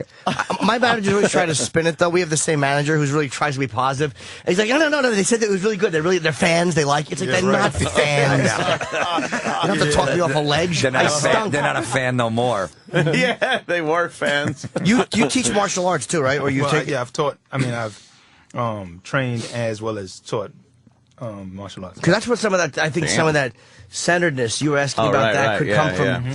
I got to agree, because Melvin Williams, he played the Deacon on the show. He was, some people say, the real Avon Barksdale. Wait. The Deacon. Oh, yes. Okay, yes. Yeah, so he was a martial artist, and my first experience with him, buzz on the set was about him, and everyone was talking about him. Melvin is coming on the show. Melvin, and Ed Burns is the one that locked him up, and then when he was released after a couple of years, I think 20-something years, he gave him a part on the show. Oh, right. Yeah, because Avon Barksdale, there's a real Avon Barksdale. He's a real guy. Okay. Yeah, but Melvin basically had Baltimore locked in regards to, like, drugs and everything, right? So my first experience with him, I was walking into my trailer, made a mistake, opened his door. This guy was laying down in the dark. Oh, shit. With his head propped up a little bit, and just looked TV off, everything off, and just laying there, still as ice. And I was like, okay, I get it. Wow. I get it. So I said, my fault, man. And I shut the door, and I exited. And then his training is in martial arts also, to understand that he has an IQ that's amazing, like total recall, and he never wrote anything down. If you basically check him out, he basically never wrote anything down. He was a numbers guy. He kept everything in his head, mathematics, so he never had any evidence where they could have caught him with. The guy that played the preacher who was trying to get money, the guy the preacher in that show was a drug dealer in real life? The Deacon. The Deacon, yeah. Yeah, he was heavy in the game. He was heavy. Matter of fact, they did a piece on him on American Gangster on BET.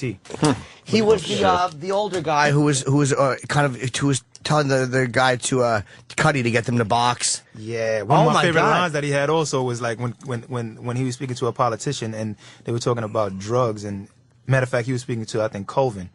He was talking about drugs. He was like, trying to stop drugs is like sweeping leaves on a windy day. That was one of my favorite lines. Yeah, it's a great line. Yeah, it's difficult, What martial arts do you take? Karoshi Do, Shotokan. And that's Japanese? I heard Shotokan, and I'm like, is that Japanese? It is.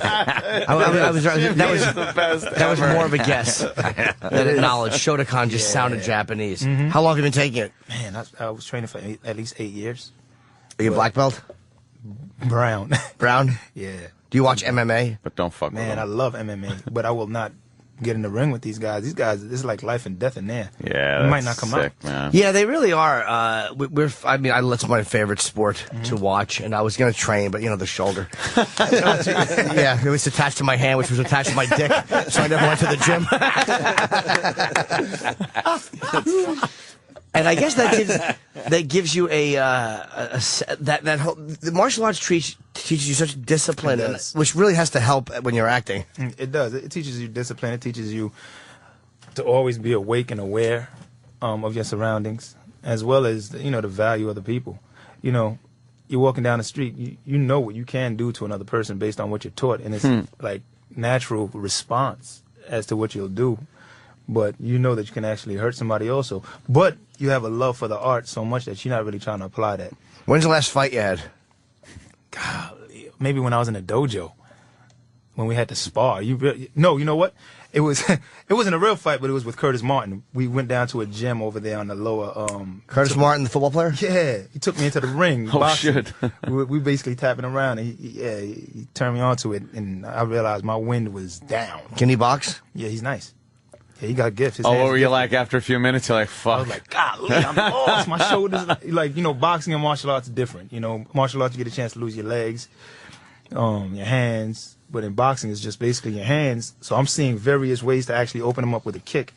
But no. I can't use it, though. No. It's just the hands. But yeah, he's amazing. To hear from a lot of boxers or guys getting into boxing is the hardest part is holding those goddamn gloves up for the round. Your shoulders turn to bricks.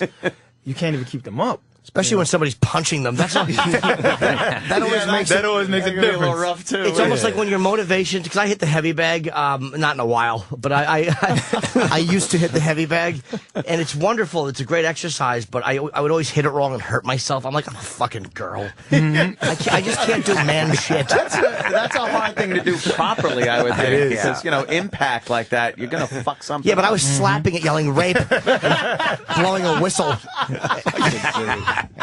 Jimmy rules. God damn you.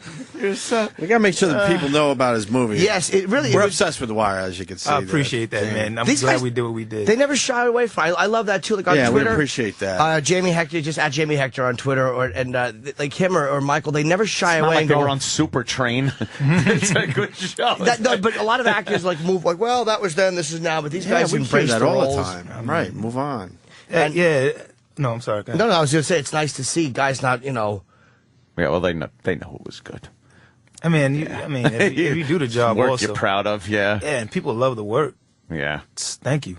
You ever have to shake off a role? Because I know some actors have to, it really affects them doing it. And if you do, that's fine and dandy. But I always thought it was kind of like, really? You got to shake that off? You got so deep into it? I think you probably would have to shake off a role when you don't even realize that you are doing what the character has done.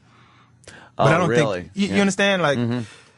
Like if for one scene, I think it was on the show. I would wake up and I would walk down to the harbor, but the way that I approached the women was totally different from how Jamie would approach the female. Really? So it was kind of bold, and it was like, "Come here, let me talk to you, pull you over," as Marlo.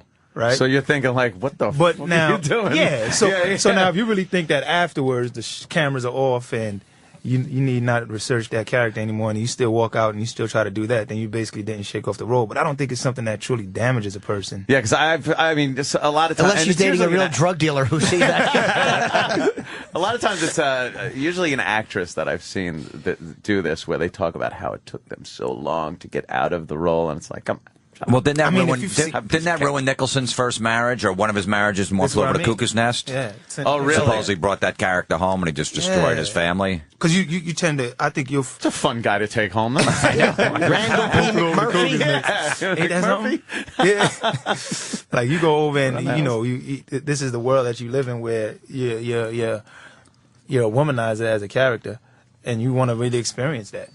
Right? Yeah, that would seem. And if there's something that you experience, and you'll probably think that you're detached from it, but these are the things that affect you. You kind of pick up a part of the personality in a way. Yeah, that's kind of. I guess it would almost be like an undercover guy, going into the mob or gang, and usually they have a hard time coming back out, especially if they've been in for years. Exactly. I guess it's probably natural to pick up parts of personalities if you have to portray them long enough. Yeah. Oh, definitely. Especially if you're constant, you have to. If you have to, for instance, substitution with somebody, and then you go over and it's a female that you were in love with 10 years ago, and now you're working on that female for maybe 2, 3, 4 days. Maybe you'll probably try to contact her eventually, and it's just so that means that it's still affecting you. You're not supposed to, because you're married, you have a family, you don't want to contact, but then it's like, damn, this girl is on my mind. Why is she on my mind for? Why am I constantly thinking about this girl I was dating in high school? Or something like that. So in ways of that affecting you, I think it would affect you. Was that a real Jamie Hector moment? Has it happened to you? No comment. You're married, man, right? I am. Kids? Happily, yes. How old? 16 months. Oh, okay. Yeah. These guys just became fathers in there. Yeah. Congratulations, panicking. man. That's why the tired faces. Listen, there's a website, guys, that I heard about that teaches men how to actually step into this world. Really? Becoming a father. Yeah, man. I never used it, but I'll never I'm go to that freestyling. one. I always go to porn. Yeah. What website? Yeah. submityourexgirlfriend.com. Every website I go to shows you what not to do. I'm sorry. What's that, Jim? No, I'm sorry. I was doing another porn joke. What a shock. The movie we do have to plug the movie. Yes. It's got 80% positive critic reviews on Rotten Tomatoes. Great. And again, I kill critics, but when they all agree that something is good, it's usually very think good. something's going on with the flick, right? It premieres tomorrow. It comes out premieres tomorrow. What a non-fucking showbiz person I am. You can be okay Why with are you beating yourself for up? 10 minutes. Because I'm accurate when I say something stupid. You're all right, Jimmy. It will be in the theaters starting tomorrow, December 3rd, and it's called Night Catches Us. And you give a great performance. Everyone gives a great performance, and it's just nice to see that. It's not built on bullshit and car chases and nonsense. Yeah. It's just great acting. Right. Cool, man. I'll check that out. Yeah, Definitely. check it out. December 3rd, guys. Yeah. Nice. All right, Why don't we get the fuck out of here? What about Florence? we have to do all the plugs, right? Yeah, Florentine. Plug come your on. shit. Shill your wares. Yeah, Uncle Vinny's Point Pleasant Friday, December 10th. Go to jimflorentine.com, and then Vegas, Kansas City, and Atlanta in January. And I have the Wilbur Theater in Boston. I'm doing in May 18th. Tickets go on sale tomorrow at noon. I guess at Wilbur Theater Boston, ticketsales.com. I have no idea what the fucking website is. It's easy to find.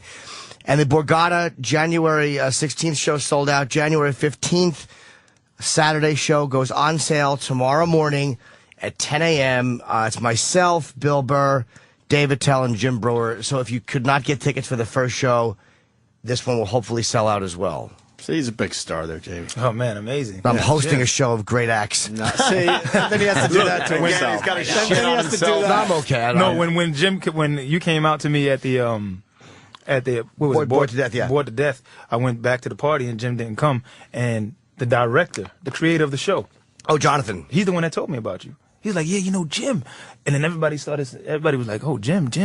I was like, this dude is huge, and he was like, Jim was looking for you, and I was like, Jim, I just saw him at the weird guy blinks a lot. Yes. and I was like, and then that's when I realized, like, oh yeah, Jim is amazing. That right? Yeah, he was very nice. But the picture of us is great because he's just. I gave him a handshake and I just held onto his hand and gave him like the politician handshake. And he's like, "Who is this creep?" But you're a very nice guy, man. I'm really happy we finally got to talk to you because I've been a fan for a long time. I appreciate it. Great, Jamie Hector. Can I get a plug in here? Yeah, of course. I got a play that I directed with my young guys, an organization I have in Brooklyn called Moving Mountains.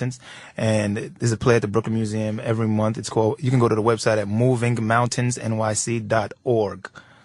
And Is that at the it's a great BAM? piece. At the Brooklyn Museum. Oh, Brooklyn Museum. Yeah, Okay. the Brooklyn Museum, man. Yeah. Cool. You can just look it up, Brooklyn Museum, or you can go to the website. All the information is on there. Cool, man. Great. Good talking to you. Oh, Definitely. great talking to you also. See you tomorrow. When you walk through the garden, gotta watch your back. Well, I beg your pardon. Walk the straight and narrow track. If you walk with Jesus, He's gonna save your soul. You gotta keep a devil way down in a hole. You're listening to Opie and Anthony on the Virus.